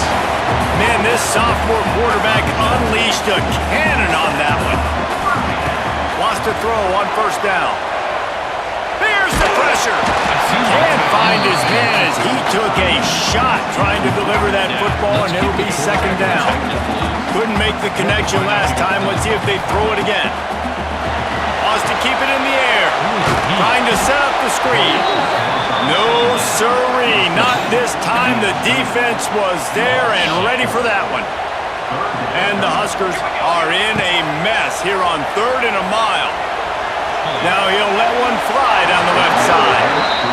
Man, that is going to haunt this quarterback. He had his receiver running a deep route. He was open, and the QB overthrew him. Man, that sucks. On 4th down, they're taking to the air. Grabbed over the middle. It's Barney. How about that defense rising up and stopping him short on 4th down? You know that would have been a offense in a bunch formation.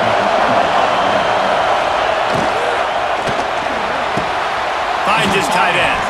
That's about as close as you can get to that marker, and it will be second and just a few breaths away from the first down. The Dogs come to the line. This situation, you might see a shot play.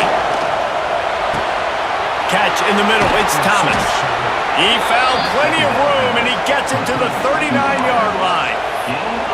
That is a really good-looking throw. And you think about the expectation level now for quarterbacks at Georgia. Matthew Stafford was the #1 pick overall. Stetson Bennett won 2 national championships. Imagine the pressure on this guy. When you see throws like that, he makes you believe that he can step up and lead this team to yet another natty. Finds his man. It's dealt. Makes the grab, but not quite enough for the first down, but a good gain on that play. We've reached the break, and Georgia is on top. And we've reached the end of one. Before we move on, let's take a look at our stats so far.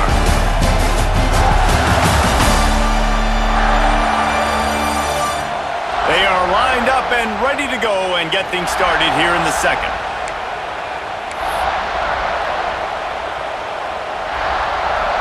And the Bulldogs with myriad options after that big pickup on first down.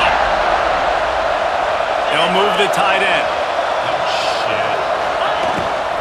From the shotgun, the handoff to the back. He is going nowhere. Stop at the line of scrimmage. The black shirts looking to this crowd, and they are delivering energy on this big 3rd down. They'll try to run for it. They got 0 push up front, and they stopped him in the backfield. They're trying to run the football. There's just nowhere to go for the ball carrier inside. He tried to bounce it to the outside. That linebacker way too fast. He met him there and forced the TFL. He boomed it through a 50-yard field goal, showing off that powerful leg. And for a quick update, let's go to Kevin Connors in the studio. Gentlemen, let's take a look at what's happening in this exciting college football game. Louisville has the lead right now, but it's not like Lamar Jackson is under center out there today, which might explain why this one is so close. They're up by just 1 over James Madison. We'll circle back if anything big happens you need to know about. Oh, and how about that? I know Kevin and those guys will be keeping an eye on it for us. And it's frustrating as a defense when you give up that first down and you give up that pass play. But here we go with this offense. They're right back on the ball. You got to flush that. You got to get lined up, and you got to communicate. Looks as if we have an injury on that last play, and we'll take a break to check him out.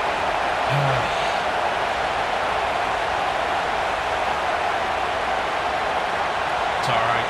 Now a first down from the 45-yard line. Back to throw. It's Raiola moving out of the pocket. On the run, deep down the right side. Run out of bounds at about the 13-yard line, and that's where this offense will go back to work. Yeah, there's a lot of communication when it comes to defenses. Like, you have to talk. You have to understand if somebody does this, I have to do this. I have to pass off wide receivers. Apparently, the communication was busted. The Cornhuskers will snap it on 1st and 10. running the red zone. It's Johnson. Brought down, but not before he bowled his way inside the 10 to the 8. Operating in the red zone here on second down. They'll go right back to him. He's brought down at the 7-yard line, and they are threatening to take it in. Boy, they'd love to pick up this conversion and go to work with a first and goal. Wide receiver comes in motion. Quarterback quick pass to the receiver. Finish the run in the end zone. Touchdown, Huskers! This coaching staff was trying to identify playmakers on offense early this year. How about the start of the season this guy has had? Scored in their first game, he scored early in this one. Defenses up to this point don't have any answers for this guy.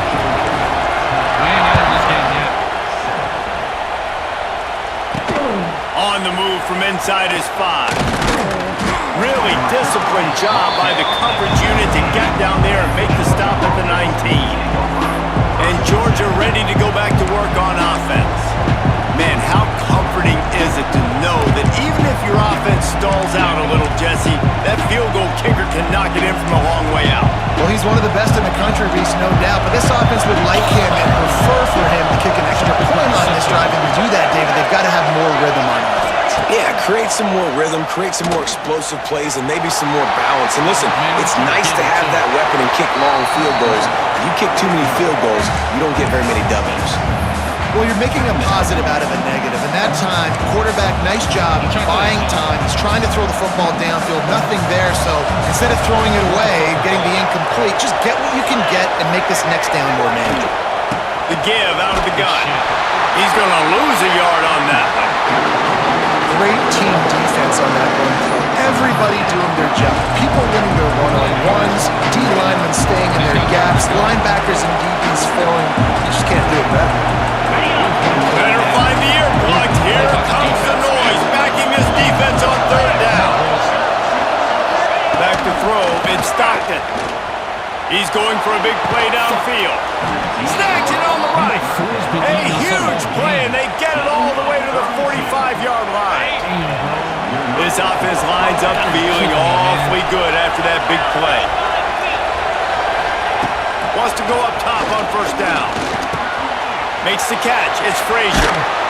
He works his way inside the 30 down to the 29 and picks up a first down. The offensive coordinator, you've got to find as many ways as possible to get this guy going. Just get him the ball close to the line of scrimmage. Doesn't need to be a throw deep down the field. He's so dynamic when he has the ball in his hands. You saw it right there. Pulls and throws off the RPO. Wrestled out of bounds at the 12, and another productive play on this drive. And the Dogs started this drive backed up in their own end, and now they've moved into position to score. Quickly out on the screen to the wide receiver. That completion gets them inside the 10, and the defense is running out of room to defend. The offense uses a timeout to stop the clock, and they'll get a quick breather. Going to work on second down in the red zone, and still some ground to cover to pick up that first down. From the gun, the running back has it.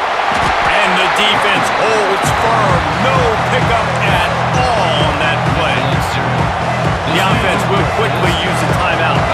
They'd love to pick up this third down and get a fresh set with first and goal. On third down, he drops the throw. And the Heat will get home, and the quarterback goes down at the 17. There's a timeout on the field. Tight game here late in the first half. So they'll send out the field goal unit. This crowd trying to do its part to get inside the kicker's head. So they get the field goal, now about to kick it away, and you get a stop here, and you go to halftime feeling really good about things. He'll bring it out. It's Hunter. He was looking for some running room, but not much to be found as he stopped at the 18. A little bit backed up to start this drive from their own 18-yard line. Dropping back, it's Raiola. They'll run the screen. Really needed a play like that to get out of their own end. They move the chains. They mark it at the 29. Quick timeout from the offense to save precious seconds. It'll be a 1st and 10 from the 29. I like this play. Hold on.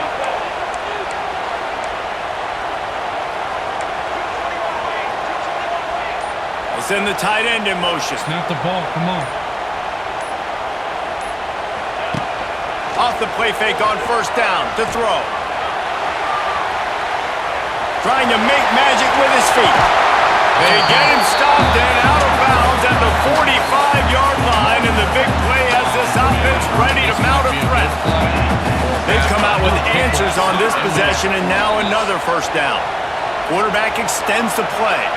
He's going to fire to the left. Makes the grab, gets the foot down, just precision execution on that big play. Time dwindling away as they try to put points on the board right before the half. Get there. Shoots it to the left. Holds it in. They'll use a timeout right before halftime. Maybe time for one or two more plays.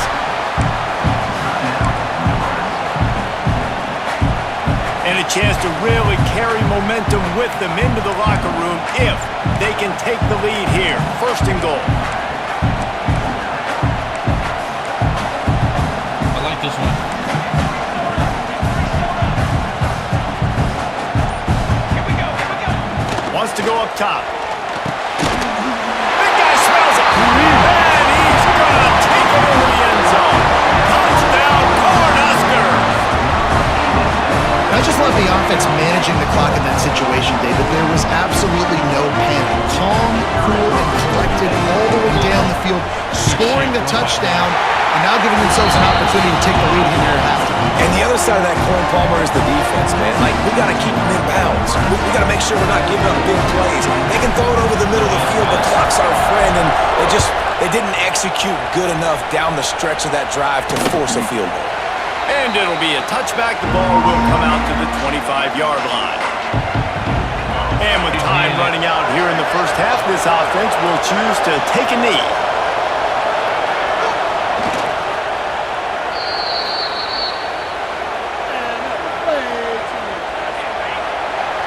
We've played 2 quarters here. Time to go to Kevin Connors in our halftime update.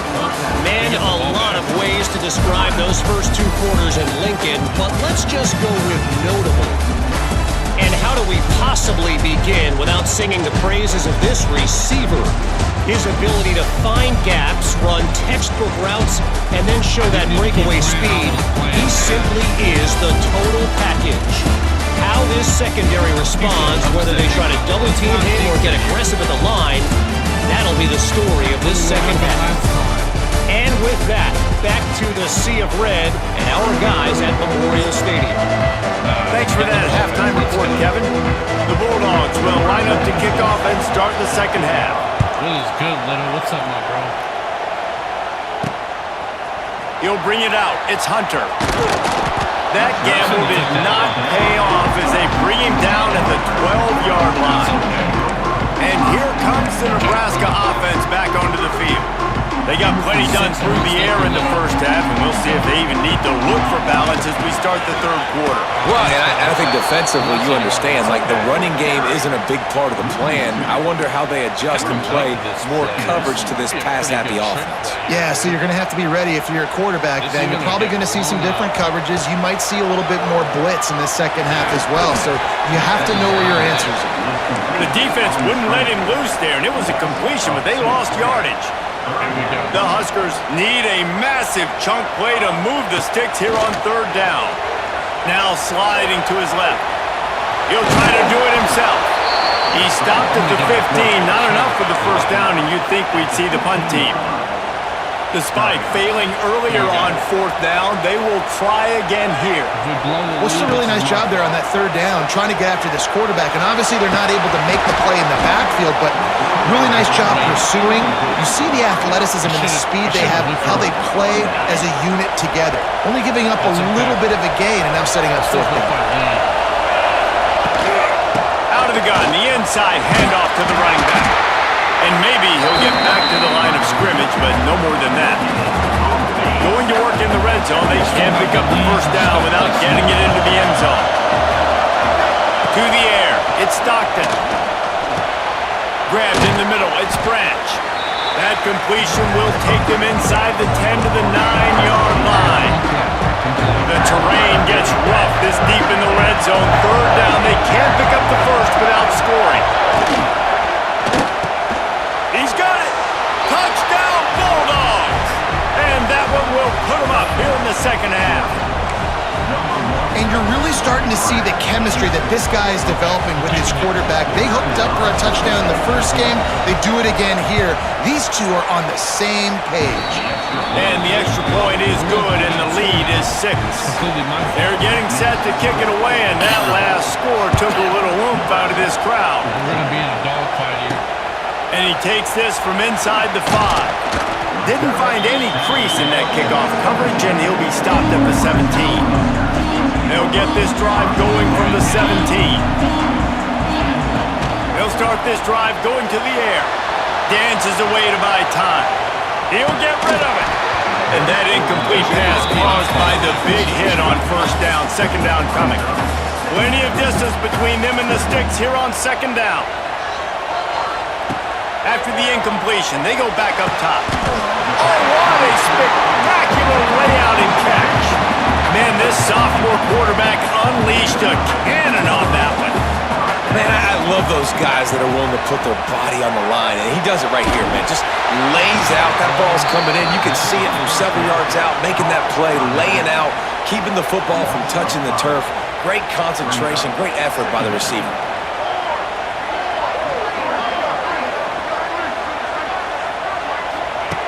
Looking to fire. Got it in the middle. It's Markway.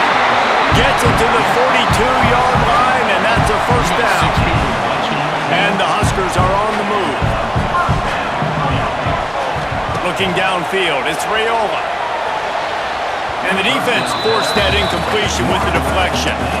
You know, defenders have to really understand body position and where the football's coming from. And great job understanding that, getting in the way of the route, knocking the ball down, batting it away, making a good play for that defense. Oh. A quick tackle made, but he's got plenty for the first down.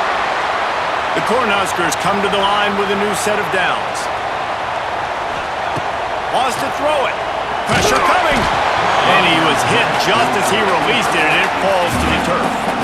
And finally, the defense is able to get some pressure on this quarterback. They had been trying all game long, different ways to affect him. Weren't able to get there. But on that play, because of the pressure, it affected his accuracy, and that's why the ball falls in.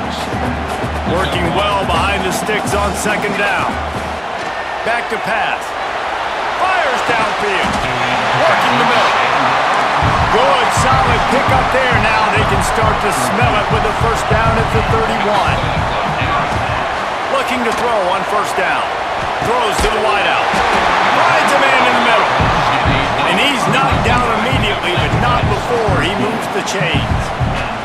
The Huskers didn't start this drive with great field position, but they have moved methodically down the field. Flicks it out of the air. That one takes us down to the 13-yard line. I love offenses and quarterbacks that are willing to take the easy stuff. Take those easy throws that are guaranteed to get positive yards. Yeah, I'm going to take big shots down the field too. But don't forget, it's easier to pick up second and 5, third and 5 than it is when we start getting those long yardage situations. Defense has to be frustrated. The offense keeps matriculating and matriculating and matriculating the ball down the field. We're taking this in the house. He's got it on the run. Touchdown, Nebraska! Made the grab and then did the rest himself, and they put points on the board.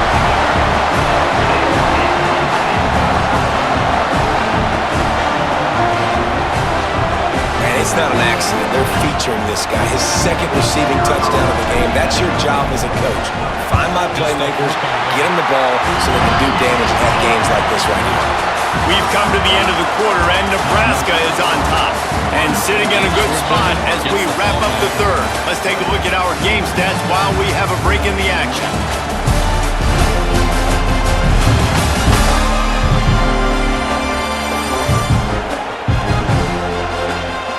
When you're dealing with a deficit like this, it's all about somebody stepping up to make a play, and you might as well start here in the fourth quarter. Stadium buzzing, kickoff team on the field, and we are ready to get this thing started. He's not. Oh, he's taking it in? From a couple of yards deep, he'll bring it out. Nothing wrong with the touchback, and they wish they had one right now, but he stopped at the 9-yard line. We're ready to get another look at this Bulldog offense. They're in a precarious spot here, that lofty perch in the rankings, hanging in the balance unless they can do something to save themselves here. First play of the drive will come from the 9-yard line. Makes the grab on the shuffle.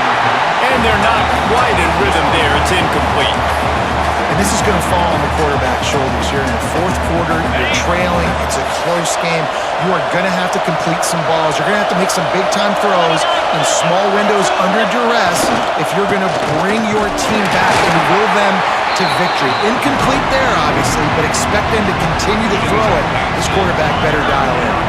Third down, and the Husker faithful getting loud, trying to make moves to change impossible. Under fire. And he will be sacked at the 6-yard line. All right, this quarterback is going to have to start playing with a clock going off in his head. He knows he cannot hold on to football too long, but players like that are getting after him. So from his own end zone, the punt is away. Just needs a crack to get a return. Really good job by the coverage team to make the stop, and that's where they'll put it in play. The Cornhuskers ready to go back to work on offense. So first play of the drive coming here from their own 49. That last drive, an absolute aerial assault for the touchdown, Jesse. But it was a nice job in play calling too, David, just giving the quarterback some easy looks and reads so he could go out and execute. And he knew exactly where to go with the football. Everything looked really, really easy. He was hot. The ball was coming out of his hands. The defense better do something different.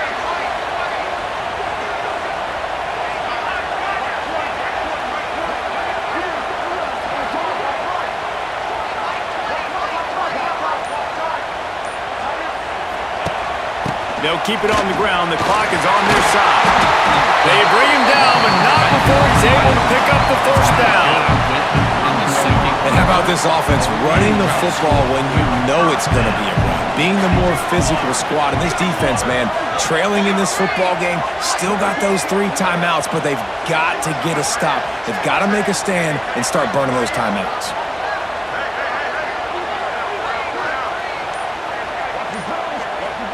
Back to pass, it's Raiola. Unloads to the wideout. Makes the grab. Timeout called there by the defense, desperate to get the ball back and save as much time as possible. And the Huskers have it with a 1st and 10. Tight end now in motion. They'll give it to Johnson. And this one will be stopped for no gain. Quick timeout called by the defense, stopping the clock to save as much time as possible for their offense. Nowhere close on that one as he got drilled trying to deliver the football, and now they face 3rd down. After that last incompletion, man, do they need to connect and keep this drive alive and keep that clock running. And he was hit just as he released it, and it falls to the turf.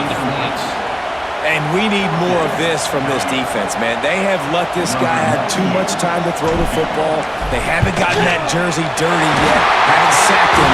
But this is just as good as a sack. Getting to him, hitting him, letting him feel the physicality of this game, and not letting him feel comfortable.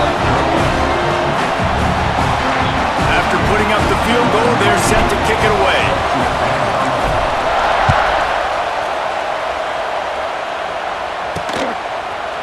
End zone. Not nearly as much as he'd hoped when he brought it out of the end zone. He'll be stopped at the 15. And Georgia ready to go back to work on offense. They didn't get much done the last time they had it, and to punt it away from deep in their own territory, hoping this drive will be more productive. The offense has a chance, down 1 possession in the 4th. They're going to open this drive with a pass. That's caught. It's Thomas. And he'll run across the sidelines after the good gain. The Dogs can play this 2nd down a lot of ways with just a few yards to go. Trying play action. Caught close to the marker, it's Branch. And they reacted well to the completion, but it was too late to keep them from getting the first down. And I think this receiver's forte is his route running. He's a guy that can line up all over the field, but it's not just catching post routes and goes. This guy can run shallows, he can run slants, he can run the option routes and find soft spots in the defense. This guy really has all the routes in his toolbox. Looking for a man, it's Stockton. Fires to the big fella. Makes the grab almost to the first down marker, but a good pickup on that one. And I'm loving the command of this quarterback right here. You can tell he's not worried. He knows his answers. 3 for 3 on the drive, moving the ball down the field, trying to put this offense in a position to get right back in this football game. Found enough room to get it into enemy territory. They're down at the 43-yard line. Looking to throw on first down. Got it in the middle. It's Delp. Man, this is such a hard situation. That clock is your enemy, and you've got to push the ball down the field, but you know the defense is dropping back, so you can take the underneath stuff and go to your second and third read some, but we got to stay aggressive. Grab near the sticks. It's Bell. Good job running that route to get past the sticks because he got nothing after the catch. Looking downfield on first down.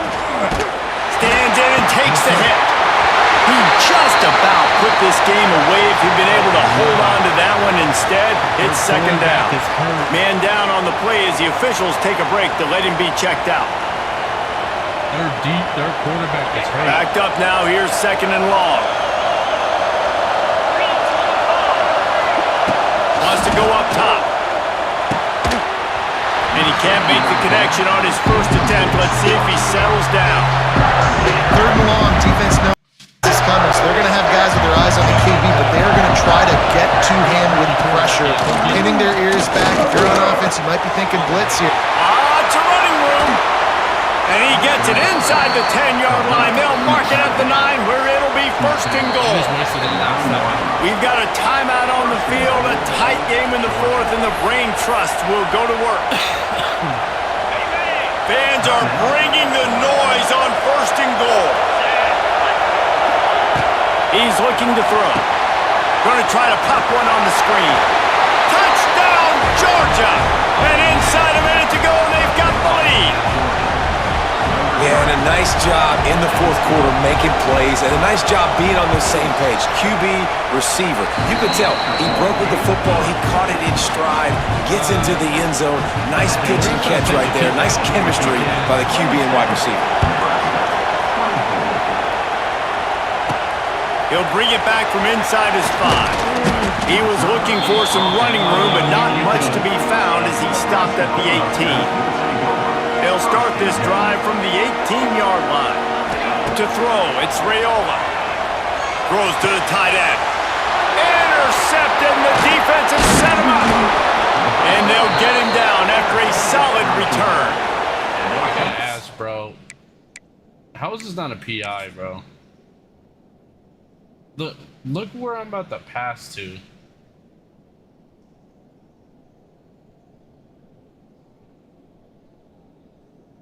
Hold on. This is where I was trying to go, right? How is this not a PI? Bumping all... Like, that's not a PI?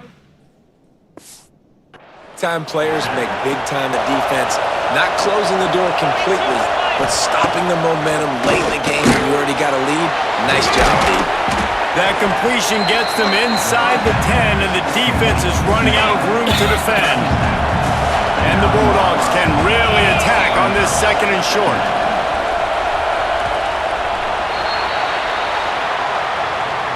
It has been said that the obstacle is the way, and this obstacle is now back-to-back losses.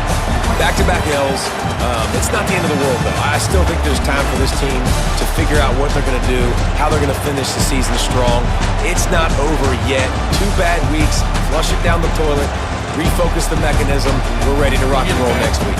It just needs to be about finding a way to win a game right now. In all likelihood, 99.9% chance the college football playoff now is not a possibility anymore. That's okay.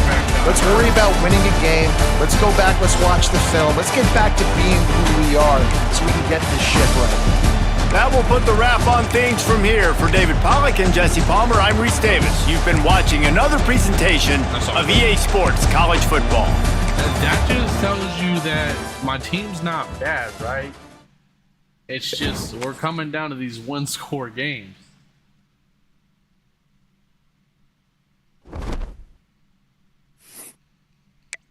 All right, we're going to go into next week and sim ahead.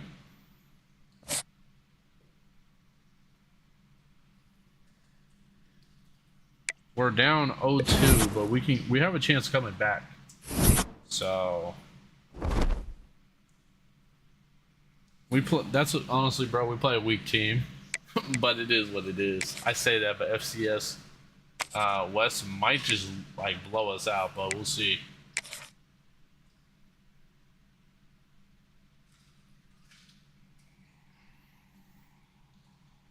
That's exactly what I'm saying. Like, what a scene, a spectacle, a cavalcade of dancing lights trying to hype this crowd into a frenzy, and it's working because they know what a huge matchup is in store. Welcome to Memorial Stadium, Lincoln, Nebraska, and home of the Cornhuskers. As we'll see, the Rebels taking on a squad hoping to prevent another L this week, the Nebraska Cornhuskers.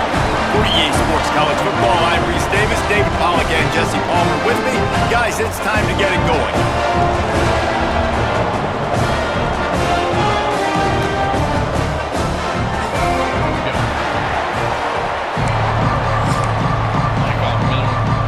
The Cornhuskers will put total leather and we'll get started.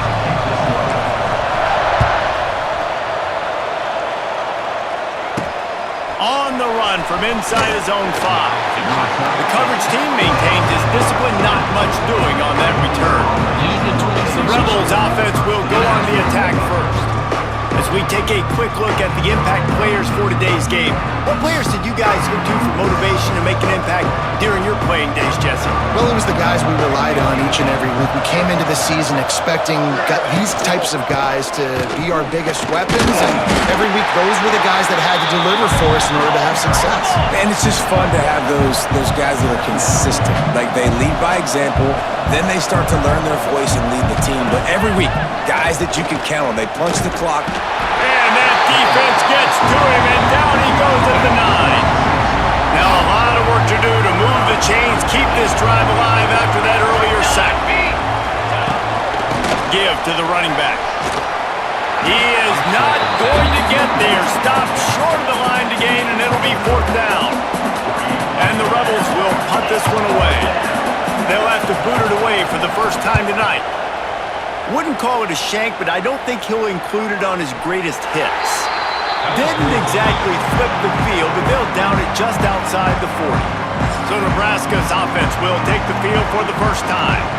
And Jesse, this is going to be a fun test. This receiver, if you leave him in man coverage, you might be in for some trouble. And so when you get him in the one-on-ones, you got to throw his way. He's a really good route runner. He can catch the football. And then when the defense decides to double cover and take him away, that's when you go somewhere else with the football or you run it. The balance in this offense, based on how they play him, I think is big today. Yeah, and that's what you've got to do as a defense. Sometimes a shot toward the end zone.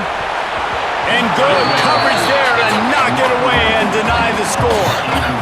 I don't know about the decision that time by the quarterback. He may have been expecting man coverage, but that time the defense was in zone, and they did a really nice job closing the window. The intended target was not open, and that's why that one fell incomplete. They've moved it to the 25, but now facing a 3rd and long. And the incomplete pass will bring up 4th down. Well, this is a disappointing drive for the offense, considering where this drive started in their opponent territory. Now you're 4th and long. You've got to be better throwing the football in those types of situations.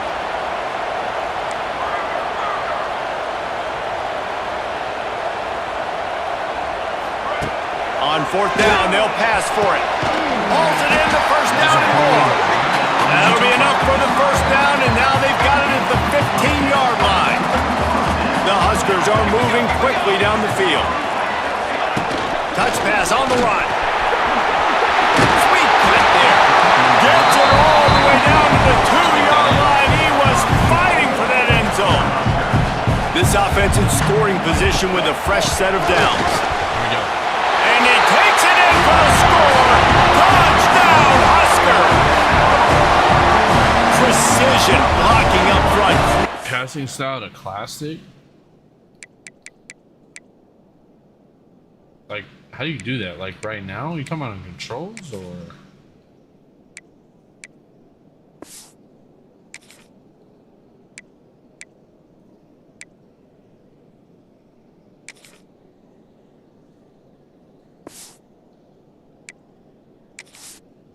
Is that a settings thing? Options.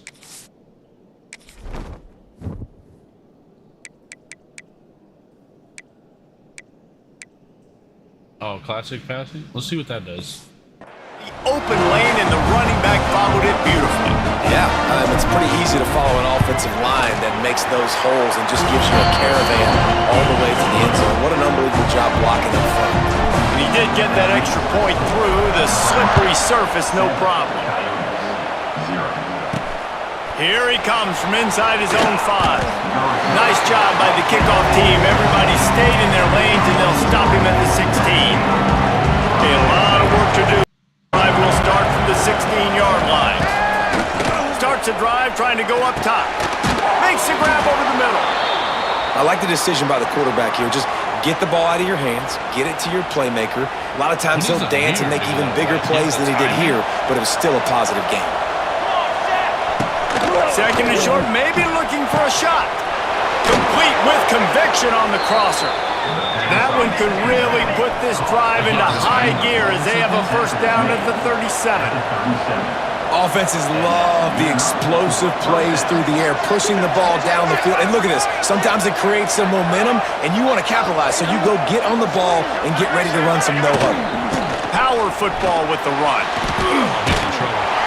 Some hard running there, but just too many defenders as he stopped for a loss. And if I'm the running back, I'm going to listen, can you give me something? Can you give me some space to try to make somebody miss and not have another guy right next to me? I'm giving the offensive line an earful. I need some holes, need some space up front. They got to do a better job. Lost to fire on second down. He finds a dead spot in the middle. They bring him down, but a solid pickup to put them in position to pick up a first down. Trying to move the sticks on third down through the air.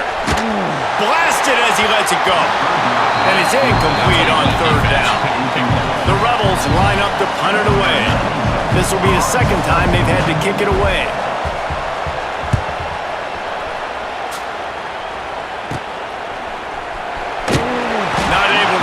Big return, but they've got the ball back and ready to go with a fresh possession. They'll crank up this drive from the 30-yard line. Gives it on the option. And there was nowhere to go, just stopped in his tracks in the backfield. Well, there was just nowhere to go for the runner on that last play. Just way too much penetration up front, and as a result, they lose yardage. Time winding down in the quarter as they come to the line. Quarterback on the keeper. Turning it on! Past the sticks, and he may get more. There he goes! Running inside the 20. And he'll step into the end zone. Touchdown, Cornhuskers! And you see the option being such a pain in the behind of the best programs in college football. When you got quarterbacks that have those multiple options, they're making you play very disciplined, and the QB takes it himself, gets in for the score. And the extra point pushes the lead to 14. That drive took no time at all. Pumps of plays and finished it with the long run for the touchdown. Like, read option shit? I for sure got something. He'll start the return inside his 5. There to make the tackle, and that's how we'll wrap up this first period. We've reached the break. It's Nebraska holding the lead. A large simply dominated this first quarter as indicated by the stats.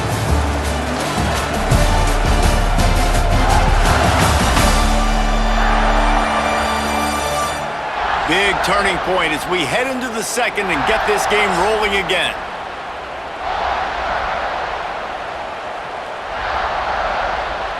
So first down here as they go back to work.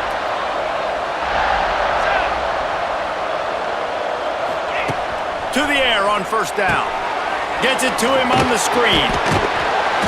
And good coverage by the defense, just a short gain. And the Rebels are in the hurry-ups.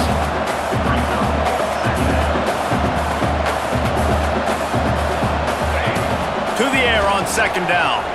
He's going to let it go. Brings it in down the left side. And they pick up a better than 30 yards on that completion before the defense brings him down. And this 4 vertical play is something that every offense in the country has in their playbook, but they don't all run it as good as this offense does. Really nice job making the play call, but when you've got athletes like this and a quarterback that can fit the football into small windows, good things generally happen. That is tremendous execution on that pass play. This offense has had trouble getting it in gear, but maybe a little life here on 1st and 10. Leaves it with the running back. Noses his way forward, maybe gets one. They'll mark it at the 18. Didn't get much on first down. It's 2nd and 9. They'll try the run. And he was fortunate not to lose yardage on that play, able to wedge it back to the line of scrimmage. Hold on.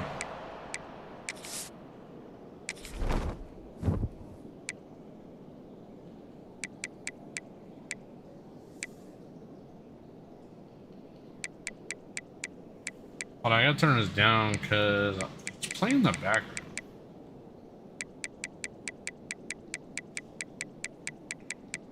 I mean, it's like here and there, but still.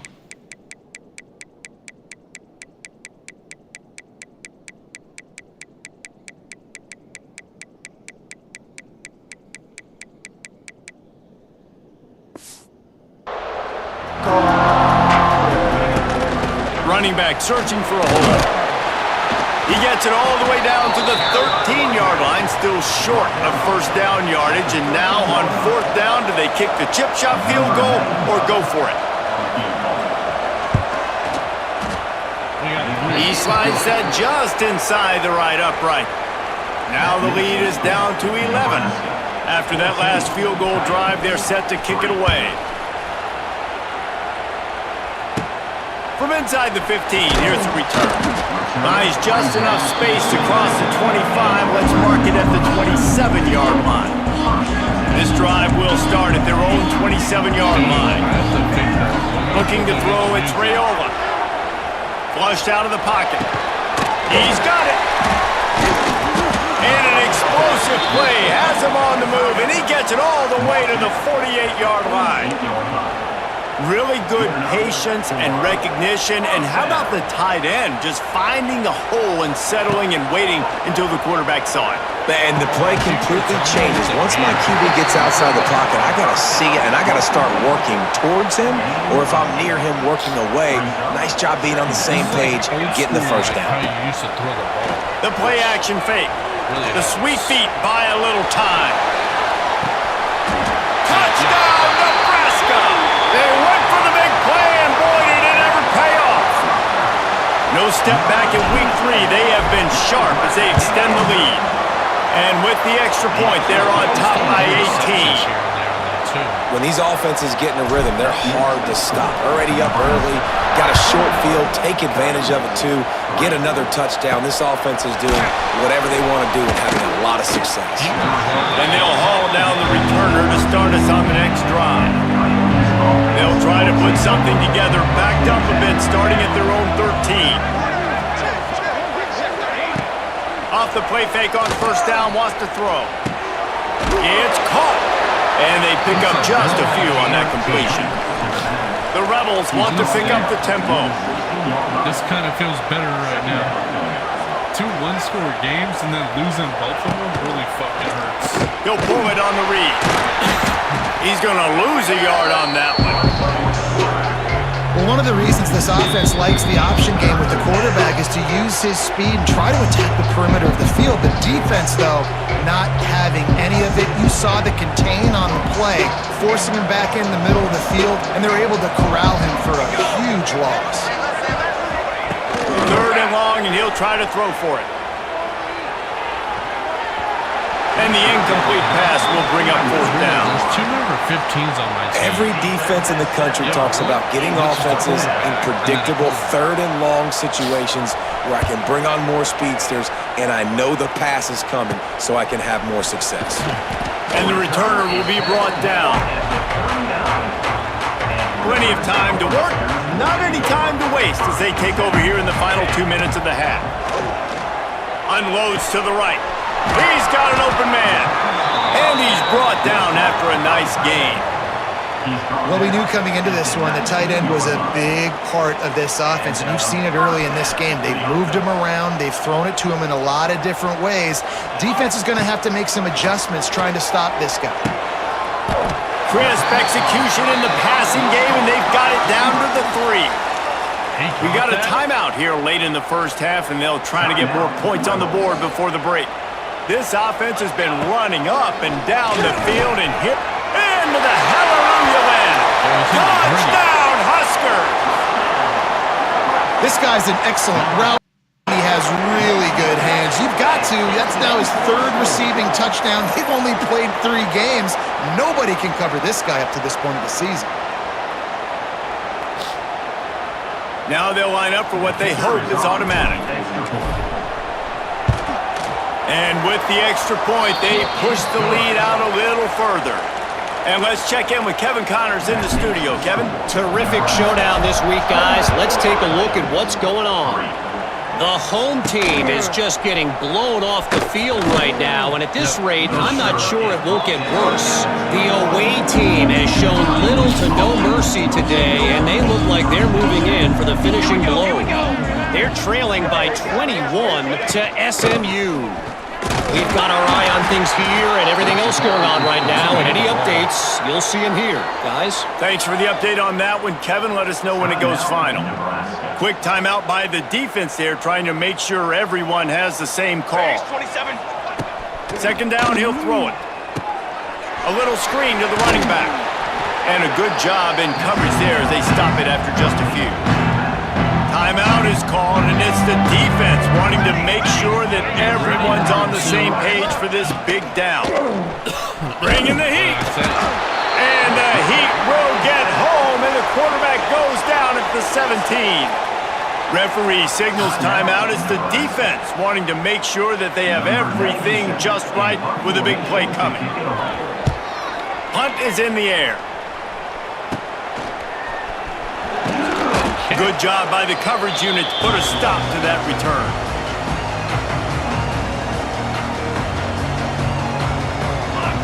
Looking downfield, it's Raiola. Caught over the middle, it's Barney. And he's brought down after a nice gain. It'll be 1st and 10 from the 30. Wants to throw on 1st down. Fires to the wideout. Makes a connection. The tackle is made, but he's got it 1st and goal from the 6. This offense has been a juggernaut, and they have a chance to pad their total just before halftime. Got a hand on it nicely and broke it up in the end zone. Can the D deny them on 2nd and goal? Back to throw, time running short in the half. Still looking, on the move. Touchdown, Cornhuskers! And they take it in for 6 more points. And we are officially in blowout mode. This offense has been up and down the field. We've seen so many explosive plays, and they score again before... Oh, trickery! He'll try to run it in. And it's not going to work. They tried to trick him out of 2 points, and they'll get nothing in like it. Kickoff unit is out there again, and this crowd is feeling themselves after that last drive. On the move from inside his 5. He was looking for some running room, but not much to be found as he stopped at the 18. Inside 30 seconds to play in the half. We'll see how aggressive they are on this drive. Now they'll run it to the right here. He's going to lose a yard on that one. First half in the books. Time now to join Kevin Connors in our halftime update. Man, a lot of ways to describe those first 2 quarters in Lincoln, but let's just go with notable. And we'd be remiss if we didn't start this halftime report by giving props to this superstar tight end. He's been almost, you know what, check that. He has been unguardable with that unusual blend of speed, size, hands, and route running. He is a pick-your-poison kind of player. With that said, let's send it back to the guys at Memorial Stadium.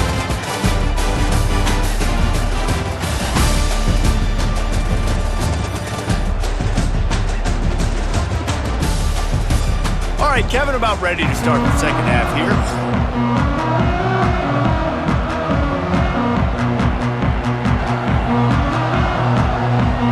And the Rebels will kick it away to start the second half.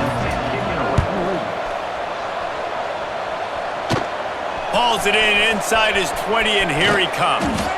And the return man showing great vision to be able to find some space and put his team in much better field position. They'll put the ball in play from just inside their own 40 at the 39. They can rely on this guy to pick up solid yardage when they need it, and he's out to the 43. Halfway there on first down, it's 2nd and 5. He'll keep it himself. This time he doesn't get loose, and finally the defense gets him bottled up behind the line. They've got some work to do on this 3rd and long from the 40. Looking to throw, it's Raiola. It's complete on the right side. And the defense makes the immediate tackle, but he has enough for the first down. And the Huskers come to the line with a fresh set of downs. Wants to go up top on first down. He's going to sling it into the heart of the field. They've avoided the interception all day, but they're lucky to get that one back here late. It'll be 2nd down. Couldn't make the connection last time. Let's see if they throw it again. 2nd down, they'll go to the air. Going back to the well, another deep ball. And that's going to be incomplete. Going for broke on 2nd down, but 3rd down's coming up. Trying to pick up a first down. On 3rd and long, try to convert through the air. Snagged in the middle, it's Markway. This defense giving up ground as he's finally knocked down at the 26. Looks as if we have an injury on that last play, and we'll take a break to check him out. The Cornhuskers are moving quickly down the field. Crazy. Looking to throw on first down. Here's a heat. A shot toward the end zone. Touchdown, Nebraska! The offense puts up 6 for that trip to the end zone. This game must be moving so slowly for this quarterback. He sees everything 2 or 3 beats ahead. Way ahead. I mean, it's been really, really easy. I better get some more hits on him. I better do something to make him feel uncomfortable, because right now, it's just like, oh, you're running that? Yeah, that's easy. I mean, he's already read your mail. You better change the address, do something different. You know, the thing is, I'm playing on varsity mode, too. And he takes this from inside the 5. Didn't find any crease in that kickoff coverage, and he'll be stopped at the 17. First snap of this drive will come from their own 17. Number 2. Looking to throw on first down. They're working that left side. Found a little bit of room to operate, but he'll be stopped just short of the first down. The Rebels in a good spot here with 2nd and short. He leaves it with his back. He's stopped again, and he's had a busy night, if not necessarily a productive one so far. They're about to wear this punter out. He's already been out 4 times, staring at a 5th if they can't move the chains. That pass is well off target. He got hit as he was trying to throw, and they can't convert on 3rd down. And the Rebels will call on their punt team. That leg is staying loose, already the 5th kick of the night. He'll try to field the punt and bring it back. And the returner runs out of real estate as he goes down. They'll put this one in play. First snap of the drive from the 25. He'll do it himself. Yeah. He's knocked down for a loss of 7. I think that's a play the quarterback would like to have back. On these option plays, you just have to take what the defense gives you. And if that means handing off the dive, or if that means pitching it, you got to do that. It can't always be about you. And I think the quarterback that time was really hoping it was going to be his number called, but there was nothing there. He tried to do too much. It's a huge negative play, and it sets this offense going in the wrong direction. Yeah, I'm still awake. So On 3rd and long, a check down would be the last resort. Oh, they really could have used that catch there. Physical pass defense. It brings up a 4th down. The Huskers will try to pin them back with the punt. They'll boot it into the night sky for the first time.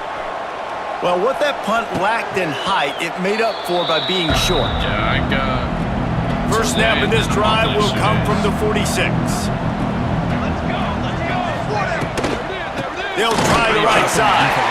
He's stopped in the backfield again, and this just hasn't been his night. It's been more like a nightmare.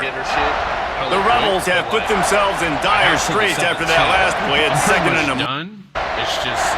Tight end in motion, see how the D reacts. Trying to impose their will with the run. Not much running room there thanks to this senior defender. Now facing a 3rd and long. I seen him like last weekend. He was like, from the gun, wants to pass. Got out of trouble and throws. Complete out of the backfield. That's not quite going to be enough as they stop him 4 yards short of the marker. We've come to the end of the quarter, and Nebraska is on top. And it hasn't been much of a contest as we take a look at the overwhelming game stats through 3. Hold on, chat. I'll be right back. I go to the restroom.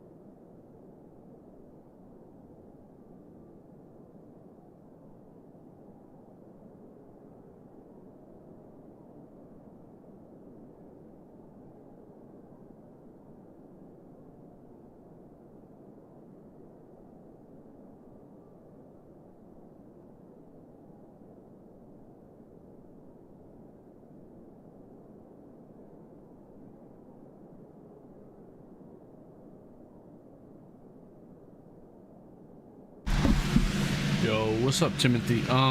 Playing college football.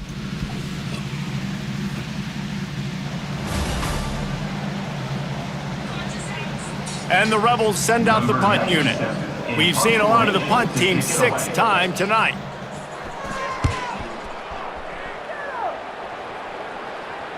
And they'll let that one go, and it'll roll out of bounds. They'll snap this one to start the drive from their own 22. The handoff to Johnson. Picks his way and gets 4 out to the 27. And I know you can play these late game situations differently, but I love when you just stay physical. You run the football, you preserve the lead, you got great field position, you're in a great position to salt this clock away and get a W. He makes the tackle at the 33 after a pickup of 5. And nice job on second down. Maybe you're expecting a pass, but sticking the run in there, catching him off balance a little bit, getting a big gain, getting the first down. Just willed his way for a couple out to the 35. Got 3 on first down at 2nd and 7. They'll keep it on the ground. They want this clock to move. And they'll pick up the first down and mark it at the 47. And the Huskers are on the move.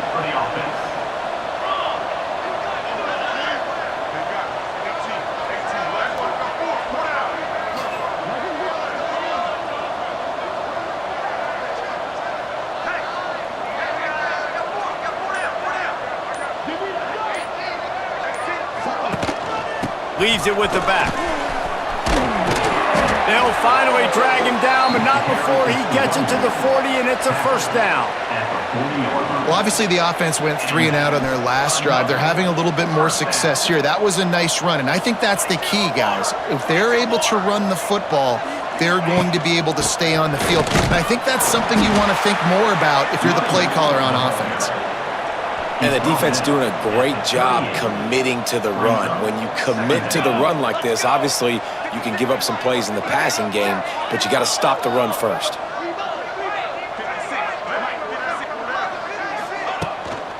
From the gun, the ground game. And he's swallowed up at the line of scrimmage by the big defensive tackle. This will be the 7th play of the drive, and they need to convert 3rd and 6.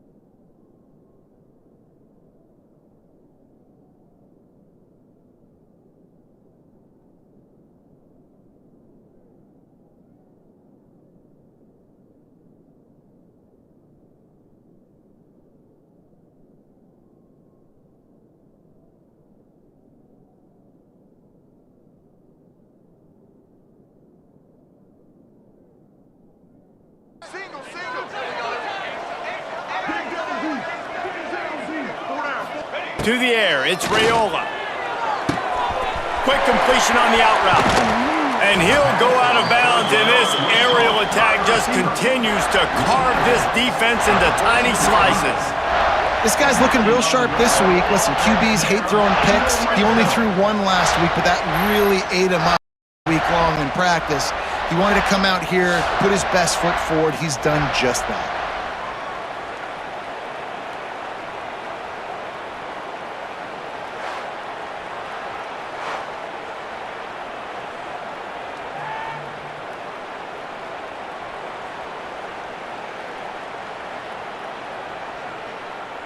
The Cornhuskers have it with a 1st and 10. Here we go. Give to the back. Got some room headed to the goal line. And we have breaking news. They score yet another touchdown. When you've got a losing skid, there's nothing like some good old home cooking. They came back home, and they have played an outstanding game. And let's give this crowd a helmet sticker. They've been so loud. You know they've impacted this game, and that's the beauty of college football, helping their team get back in the win column.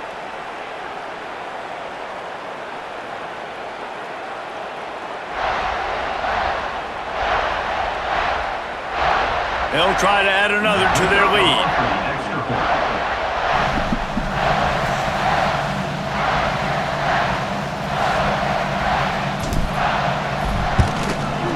And the extra point splits the uprights. Let's go to the studio now and check in with Kevin Connors. Kevin, what do you got? Guys, you could make a case this is the game of the week in the SEC. South Carolina is down right now, but you simply can't rule out a comeback. Jadeveon Clowney had a hand in getting this kid to Columbia, so if he thinks the magic is there, who am I to disagree? They're trailing by 10 to Vanderbilt. Games like these just mean more in the SEC, and we'll circle back if anything big happens you should see. And how about that one? Kevin will be keeping an eye on everything going on elsewhere. And now this offense will take the field again. This has been a really disappointing performance, David, no question about that, but they can find some positives. Yeah, and every time you watch the tape, you know, Jesse, coaches are pointing out, look at this. This was open if we'd have just ran the details to the right route, hung on to the football. Little things can make a big difference. Yeah, that's why they call it a game of inches, David. But I'll say this, if you're on offense, don't go on social media this week. It ain't going to be pretty after this performance. You've got to lock in. You got to take the week of practice very seriously and find those positives that you can build out games you're talking about. The Rebels come to the ball trying to pick up this third and short. Quarterback on the keeper. Stopped at about the 25-yard line, but it'll be a first down. I just love it when my quarterback knows situational football. They run the option. He understands. It's fourth and short. Like, I got to stick my nose in there, get north-south, and try to get that first down. I love when I have a quarterback that can do that. After the incompletion, it's 2nd and 10 from their own 25. Yours and not mom's or something. Now the play fake. Okay. Can't make the connection. The pressure there caused the missed timing.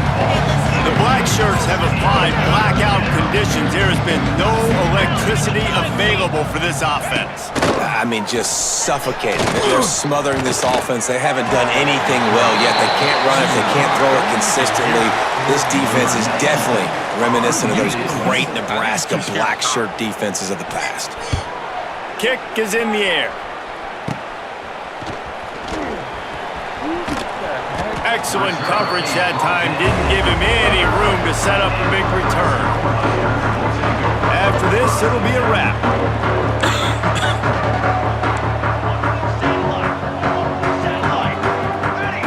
Dropping back, it's Raiola. Catch in the middle, it's Markway. And that had all the makings of bug meat windshield, but how about the little corner taking on the big tight end and keeping him from getting the first? This is what an elite team does. They know they're better, they go out, they take the figurative sledgehammer and hit them right between the eyes. And they just look good in every phase of the game. If I'm on the coaching staff, I don't know what you could ask for your guys to do better. I think the challenge now for this team is going out next week and trying to play with the same type of intensity and the same level of execution. Well, Jesse, it's easy to look good on the field when you look that good in your uni. Like, when you look that good... Lies, okay. I don't even think KB is here, or he just doesn't want to be involved.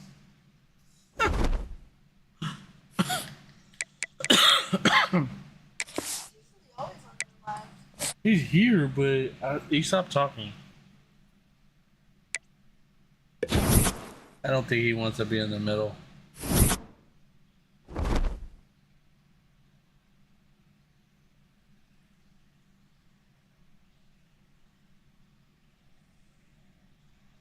I mean, now you can hear me.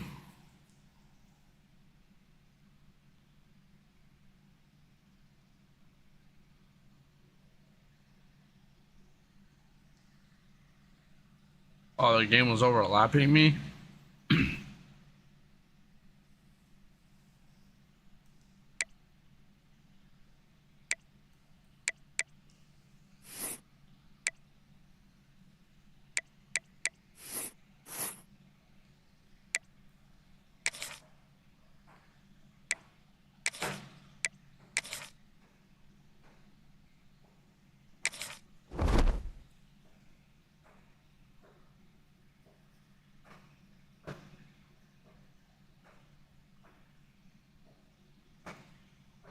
She's trying to say that I hate her, and I just said no.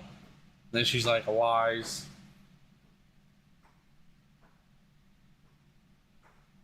So, yeah, there we have it. Maybe it's for the better I didn't hear you. No, hold on. Just to repeat myself again. So, I asked her earlier, whose socks are these? Trying to find out if they're hers or my mom's. Maybe the dog brought in. I don't know. It's whatever. But she's trying to say I'm bringing some other woman in. I'm like, what, for 5 minutes? If that's all it takes. You never know. Those socks. Who's got a 1v1?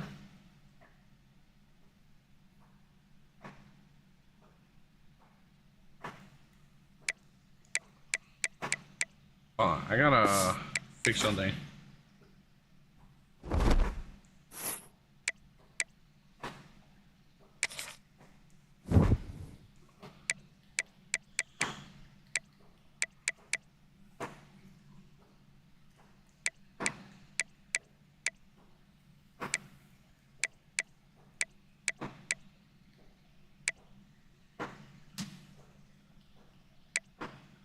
Yeah, he's on my side. He said, nah, you wouldn't do that.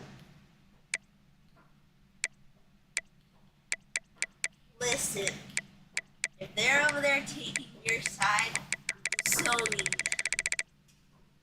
them. Because you know it's true.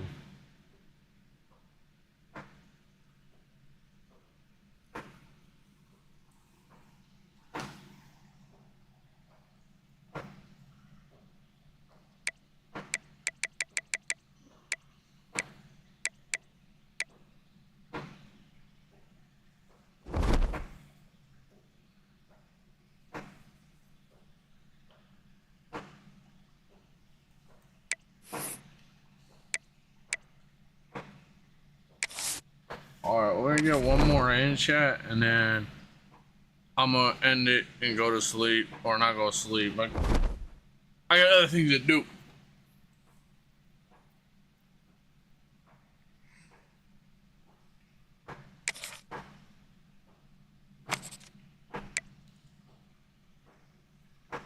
Hopefully I don't get blown out by Michigan.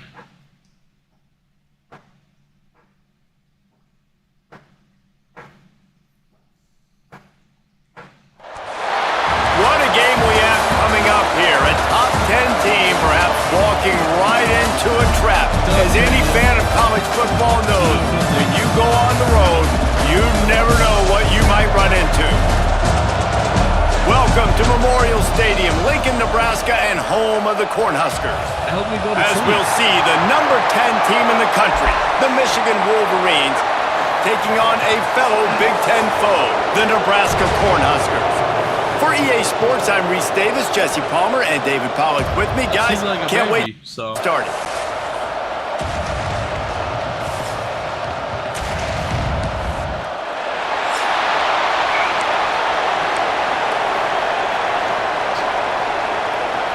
The Wolverines will get us started with the opening kickoff. See if we can beat the Coming out with it, it's Hunter. Stopped at the 17, and he's probably second-guessing that return. So the Nebraska Cornhuskers offense will have the first possession of the game. And what a performance, an aerial show from this guy in the last game, and he has to have a ton of confidence coming into this one, David. Yeah, it was a great week. And watching that tape before this game, like you could tell, man, he was seeing it quick. The ball was coming out, just touchdowns at will. A really nice day. And I think, Jesse, you take that and you start to build on it for this offense and really continue to trust him to make plays through the air. Yeah, that's a good point. And the quarterback goes down at the 11-yard line. Now a lot of work to do to move the chains, keep this drive alive after that earlier sack. On third and long, he'll need to push it downfield. Can't hang on to the ball. He had it right in his chest, and it'll be fourth down. The Huskers will send out the punt unit. A quick 3 and out, and they're already giving up the ball. Now a fair catch is called for and made just shy of midfield. The Wolverines offense has its first opportunity of the day. Let's take a quick second to call out some of the impact players their coaches mentioned in meetings this week. Anything you guys heard that really resonated with you? Yeah, I love when coaches talk about guys that bring it every single day. Like, that we can depend on them.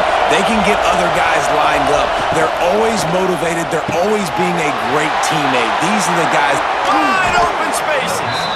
They finally make the stop, and it's been this way this guy's whole career as a senior makes a play after the grab. Oh, he's got a chance. Several defenders there to get him on the ground. The margin for error so small in a conference like this, and in Big Ten play, really imperative to get off to a good start. You really focus on all offseason getting off to such a great start, right? Start fast. He's loose. That completion will take them inside the 10 to the 9-yard line. This offense trying to quieten the crowd on 1st and goal, and they are not cooperating. They'll try to get it in with a run. He's brought down at the 7-yard line, and they are threatening to take it in. Now 2nd and goal, and right in the teeth of this noise. The run up the middle, trying to find his way to the goal line. He's going to lose a yard on that one. It's looking like they're going to have to try to throw this one into the end zone here on 3rd down, David. Quarterback's got to be careful. Can't get greedy because you know these windows, they close fast. Extremely tight windows. Find your big body. And the ball comes out. What a disastrous play. They knocked him down finally, but boy, he was trying to make something out of that, and he stopped short of the 1st down marker. It's 4th down, and they'll try the field goal. This whole place going to see if this kicker can operate in the sea of noise. And this one sails through just inside that left upright. Hold on just a second, guys. Flag on the play.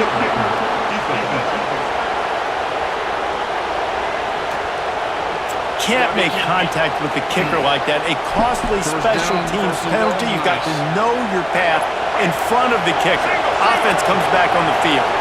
And the Wolverines are rolling down the field. They'll go to the ground. He's brought down at the 7-yard line, and they are threatening to take it in. Defense rolls up deep in its own end on that last play. Now a 2nd and long coming. Tries again to get it in.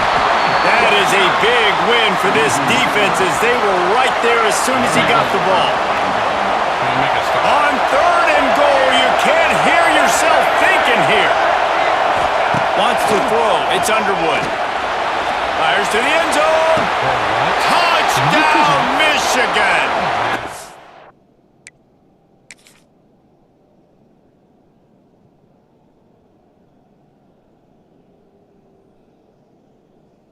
No. What the Through the air for the score.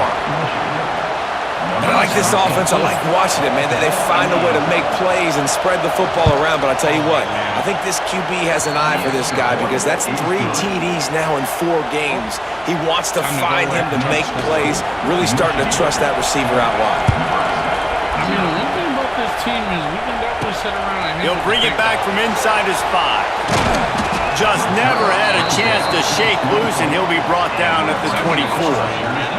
They'll snap the ball. First play of the drive coming from their own 24. Looking downfield on 1st down. Just a little off. Incomplete. And this defense picking up right where it left off. Last week put a great game together, really shut down an opponent. Now you can tell, man, they're going to make you earn everything you get. And this offense is going to have to find a way to find some holes because we haven't seen them the last couple weeks. They punted on their first drive of the game, and now they have to convert on 3rd down to avoid doing it again. Moving away from pressure. Got his man downfield. Hits the accelerator to the right. Oh, he's got some... Touchdown, Husker! And once he found open space, the band might as well start playing. Quarterback's ability abilities to read the field is huge. And also the anticipation, the timing. To be able to throw the football, Jesse, and hit a guy in stride so he can get run after the catch and get in the end zone, that was a nice job by the quarterback. Yeah, it's critical, David. Listen, a lot of times, touchdown passes aren't thrown into the end zone. You've got to read the coverage, hit the open guy, and let him do the rest.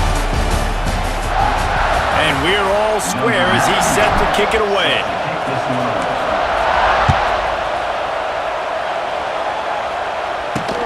Looks like he's going to try to return it. Nice job by the kickoff team. Everybody stayed in their lanes, and they'll stop him at the 16. We'll see what they can do on this drive that starts at the 16-yard line. Here's the handoff. They'll knock him down after a pickup of 1 to the 18. Picked up 2 yards on that last one. They need 8 on second down. They'll run play action. Fires to the big fella. Turning on the Jets. Building momentum, picking up a chunk of yardage, moving the chains out to the 34. Completing a forward pass was much like solving the Rubik's Cube for Michigan a year ago, but now, Jesse, they have the nation's top recruit in Bryce Underwood, and the key is to develop him. Yes, because he is the future for Michigan. There is no question about it. We just saw just 2 seasons ago, when you've got a quarterback who's dynamic, who's highly recruited and developed, a guy like J.J. McCarthy, the sky's the limit for Michigan. You can win national championships. That's the hope for the Wolverines moving forward. The give to the tailback. He is going nowhere. Stop at the line of scrimmage. And you can tell that play went nowhere from the start. It was definitely a great play by that defender. Oh, yeah, he got in the backfield so quick, the running back had absolutely no chance. It's picked off, and they ruin the drive with a turnover. Taking it the other way. At the 30. The 10. Touchdown, Cornhuskers. This defense making a big play and putting it in the end zone. The DB saw it. He thought, don't drop it, then thought, don't get caught, and he didn't. The pick 6. Hey, these guys can play offense, too. Now, look at this. I showed you I can be a wide receiver. Coach might split him out at wide receiver next week after making that big play, but defense, great job making the interception, and you're right, doing something with it. Don't just slide down. Don't be content. Take that thing all the way back. Fielded in the end zone, it's Morgan. And they'll get him on the ground as the offense comes out to start the next drive. Opening play of this drive comes from the 13-yard line. Rides to back and leaves it. Not a lot of room there. Give him a couple to the 16. After the 3-yard pickup, they come to the line 2nd and 7. They'll leave it with him. All down, but he has enough to move the chains.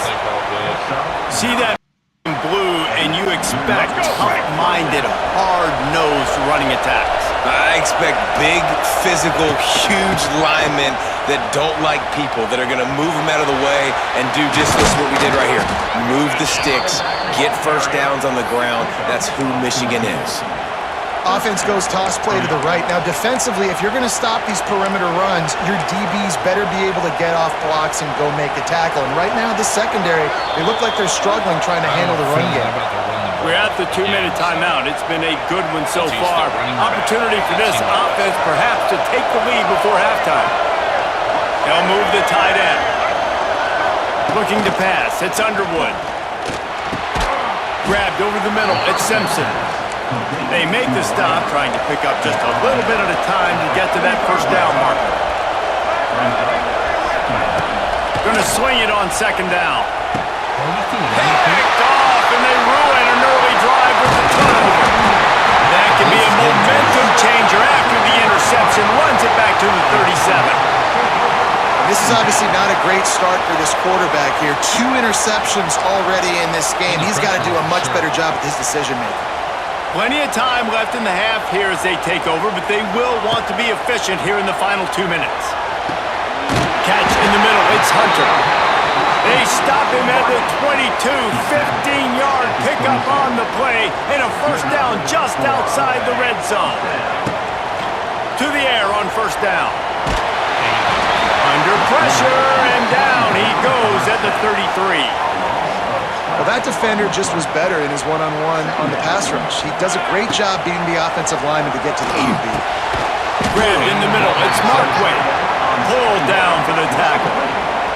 And the Huskers are way behind the sticks on this 3rd and forever.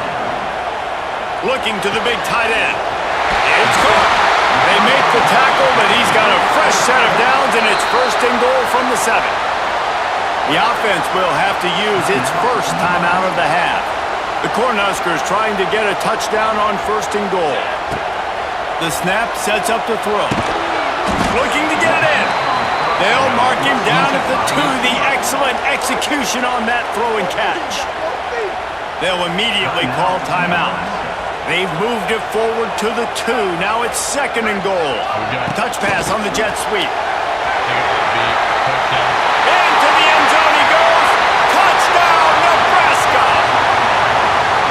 And that's the way you execute on offense, man. You keep your foot on the gas, try to make this a 2-score game. You do with that touchdown. This offense executing beautifully. The defense is going to have to find something in the 2nd half to get some stops.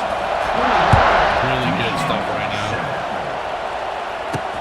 On the run from inside his own 5. And the returner goes down.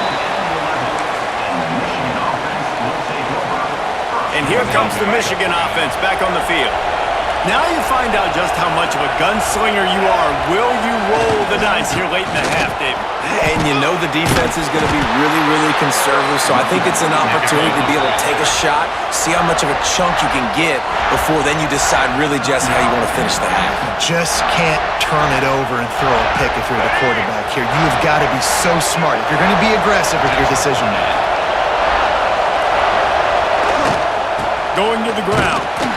And the defense holds firm. No pickup at all on that play. That's going to wrap up the first half here. Now we join Kevin with the halftime update. Man, a lot of ways to describe those first 2 quarters in Lincoln, but let's just go with notable. And there's no more fitting place to begin than with this stud receiver and how he's dominated the first half. Some guys have the ability to elude and evade. This young man is a true 3-level threat. Short passes, the intermediate game, and then the deep ball. He is a problem. I don't think this defense has the solution. And with that, back to the sea of red and our guys at Memorial Stadium.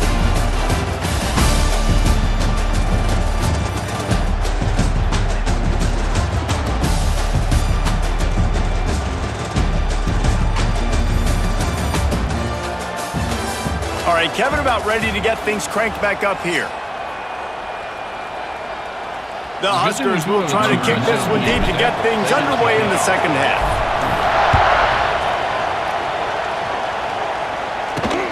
The returner will field it and try to do some business. And they'll bring him down to get the offense started on the next drive. Good news, I guess, a lot of room to work with as they start this drive from their own 15. Scanning the field, it's Underwood. Got away from trouble and got rid of it. Got it in the middle, it's McCulley. Caught, and he's close to a 1st down on the nice pickup there. The Wolverines with a 2nd and short to keep this drive moving. He'll pull it on the read. They get him stopped at the 26, but that'll be enough for this offense to go to work on 1st down. Well, the defense did a pretty good job that time on the option play of having someone dedicating themselves to the quarterback to get him down.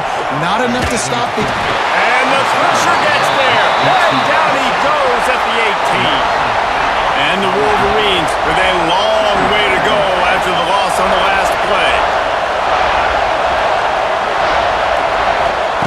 They'll go to work in the air on 2nd down. Got it in the middle, it's McCulley. They make the stop, but not before he takes a chunk out of what they need to move the sticks. Nice job by the quarterback, pre-snap and post-snap. He knew the defense was going to be playing zone coverage, and there was no doubt in his mind where he was going with that football. On 3rd and long, he has to throw for it. Finds his man, it's Simpson. They're able to get him stopped just shy of the 1st down marker. The Wolverines will bring the punt team onto the field. They'll have to punt for the first time this afternoon. Fields to punt and tries to help improve that field position. They'll get down and put a stop to the return at about the 28-yard line. Let's see if they can put together a drive starting from their own 28. Caught over the middle. It's Barney. Knocked down at the 44, but he got 15 on that one. You open a drive like that, and the entire playbook opens up on first down from the 44. Lofts one high and deep. Incomplete and very lucky that one wasn't picked off. And man, could they have used that? It'll be second down. Couldn't make the connection last time. Let's see if they throw it again. Back to pass. It's Raiola. Oh, he loves to fire downfield. And it's incomplete, going for the massive explosive play instead. They're looking at a third down. Trying to pick up a first down. Oh, they're after him! And he got smacked just as he released the pass. It's incomplete. And the Huskers will line up to punt it away. This will be the second time they've had to kick it away. Fair catch called for and made around the 20-yard line. A lot of field in front of them as they open this possession from their own 20. Wants to throw on first down. They'll throw it to the back on the screen. And the defense settled in to stop that one for a short gain. Still some work to do after that last completion. It's second down. Send the tight end in motion. To the ground with the back. Fighting off the defender. And he fights his way forward, gets away from one, but not much doing on that one. The black shirts looking to this crowd, and they are delivering energy on this big third down. He's going to throw deep right side. And that is interception number 3 on the day. He'll be stopped right at the 42 after returning the pick, and the defense comes up with a turnover. They'll open this drive from their own 42-yard line. Pocket breaking down. Hit hard as he released the ball on that first down pass, and it never had a chance. Try to make up for some of that lost ground on second down. They'll throw again after the incompletion. Using the back as a receiver on the screen. They'll give him 4 on that one. It's 3rd and 6. Trying to pick up a first down. Back to throw. It's Raiola. Looking left. It's caught downfield. And a big-time grab there. Knocked down immediately, but not before he gets it to the 40.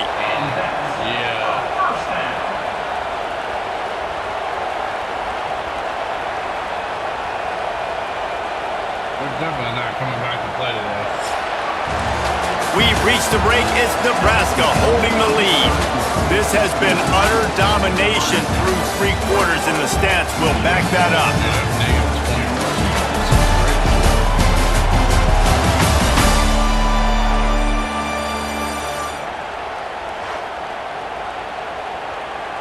Final stands of the game, and we'll start with the first down.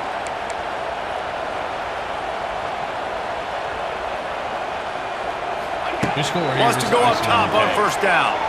Looking down the middle. Got him downfield. Gets it all the way inside the 20-yard line to the 19 before being hauled down. The Cornhuskers are flying down the field. 1, 2, 4 people on. The give to the running back from the shotgun. Defense there to stop him after he picked up a yard. Ball's at the 17. After picking up a couple, it's 2nd and 8. The option look. Now the toss.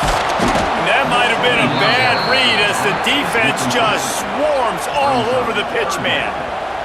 The Huskers need their binoculars to find that line to gain here on 3rd down. Throws to the wideout. Makes the grab. They will score. Touchdown, Huskers. They extend this lead, and it looks as if they are going to make it 2 wins in a row. There's no mercy rule in college football, man. They've got a huge lead here in the fourth quarter. They are still chucking it, and they are still scoring. They're ready to kick it away, and this crowd is buzzing after that last score. Fielded in the end zone. It's Stewart. Nice job by the kickoff team. Everybody stayed in their lanes, and they'll stop him at the 16. A lot of work to do as this drive will start from the 16-yard line. Coming out on first down with the play fake. Can't find his man as he took a shot trying to deliver that football, and it'll be second down.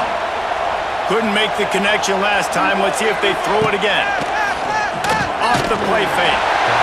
And the defense makes a play, sacking him back at the 10.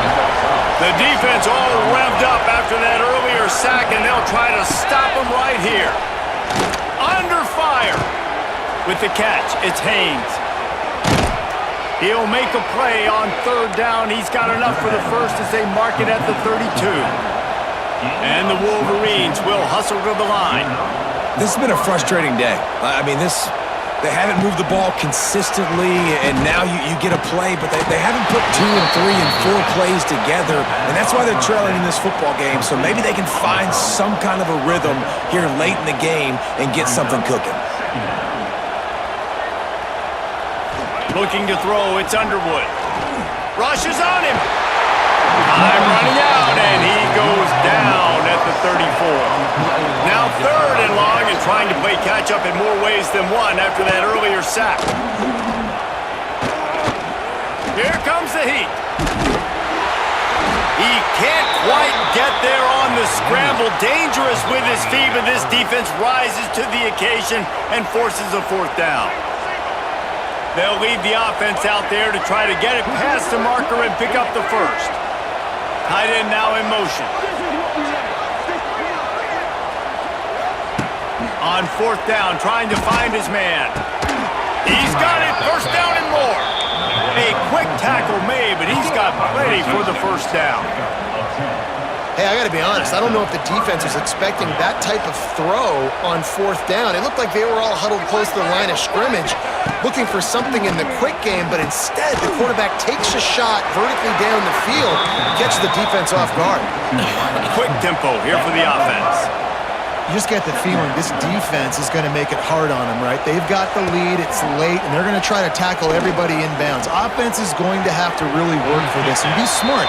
You got to attack the sidelines. You got to throw first downs. You got to keep this thing moving vertically down the field. Might be decision time if the defense can get a stop on third down from the 45. He's looking to pass. They'll run the screen. He gets it to the 38-yard line, and they'll pick up a fresh set of downs. Trying to get everybody set with the clock still running.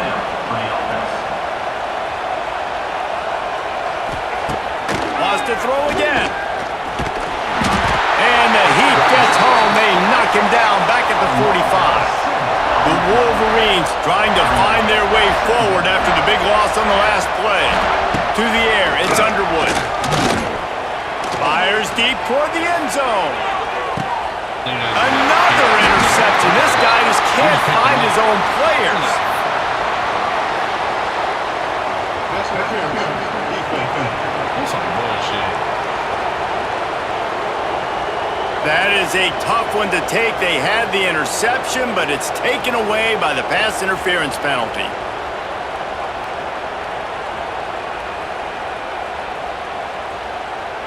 That's the last thing this defense needed, a penalty to keep the drive moving. It's 1st and 10. From the gun, leaves it on the inside with the back. Not much running room there thanks to this senior defender.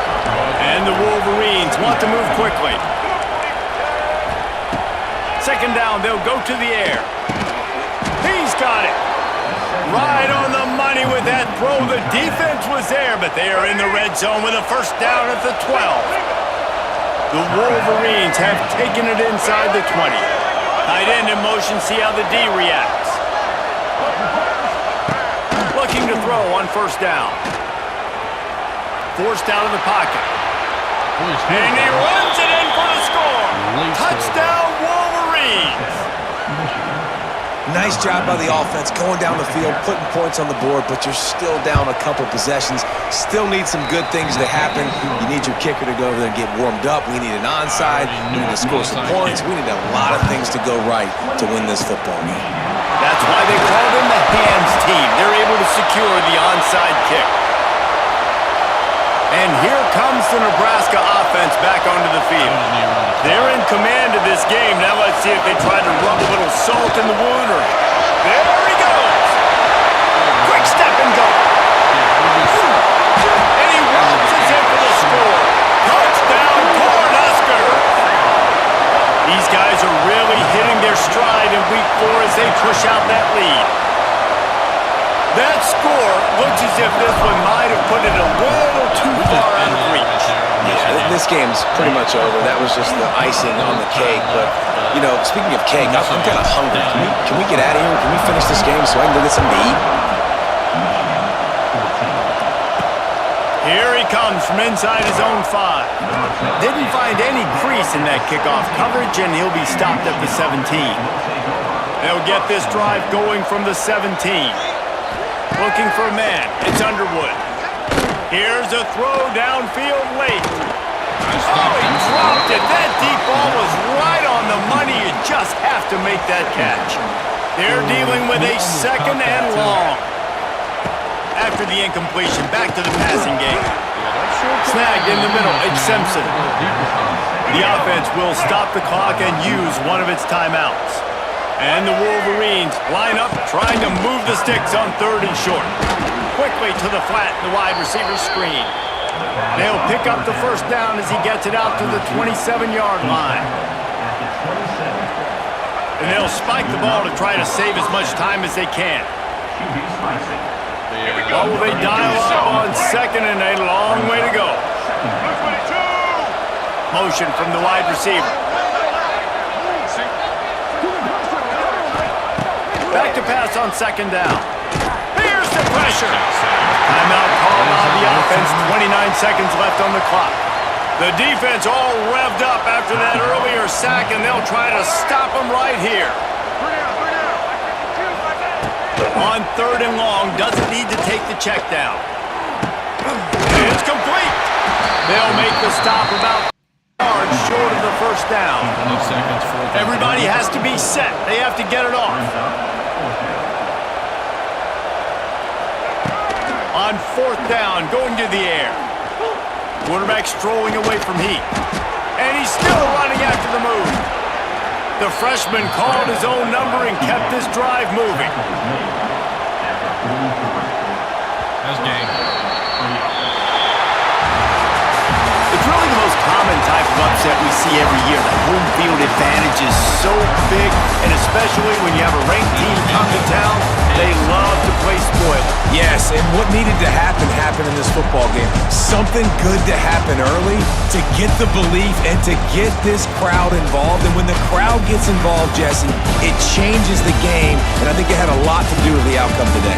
I agree. I'll tell you, regardless whether this team is ranked or unranked, when their home crowd is like they were today, they're tough to beat, period. And you know this crowd and these fans, they're going to be celebrating this win for days and days to come. Thanks so much for spending some time with us. For David Pollack and Jesse Palmer.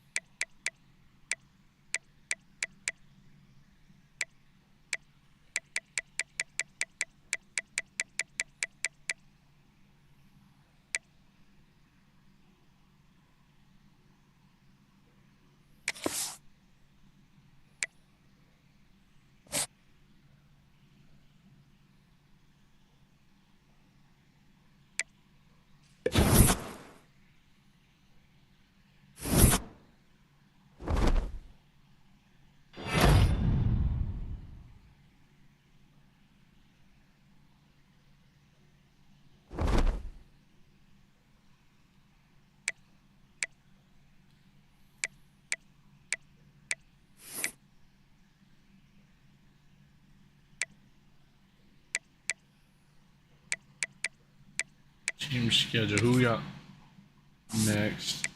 So we beat Michigan. We have to play Michigan State next.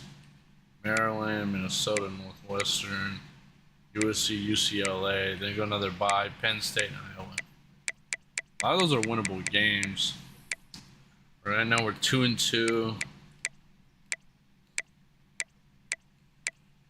We'll probably go 9-2, but a lot of these are really good teams. So, all right, guys, I will see you guys in the next stream next time, guys. Catch you guys later, KBS and everyone.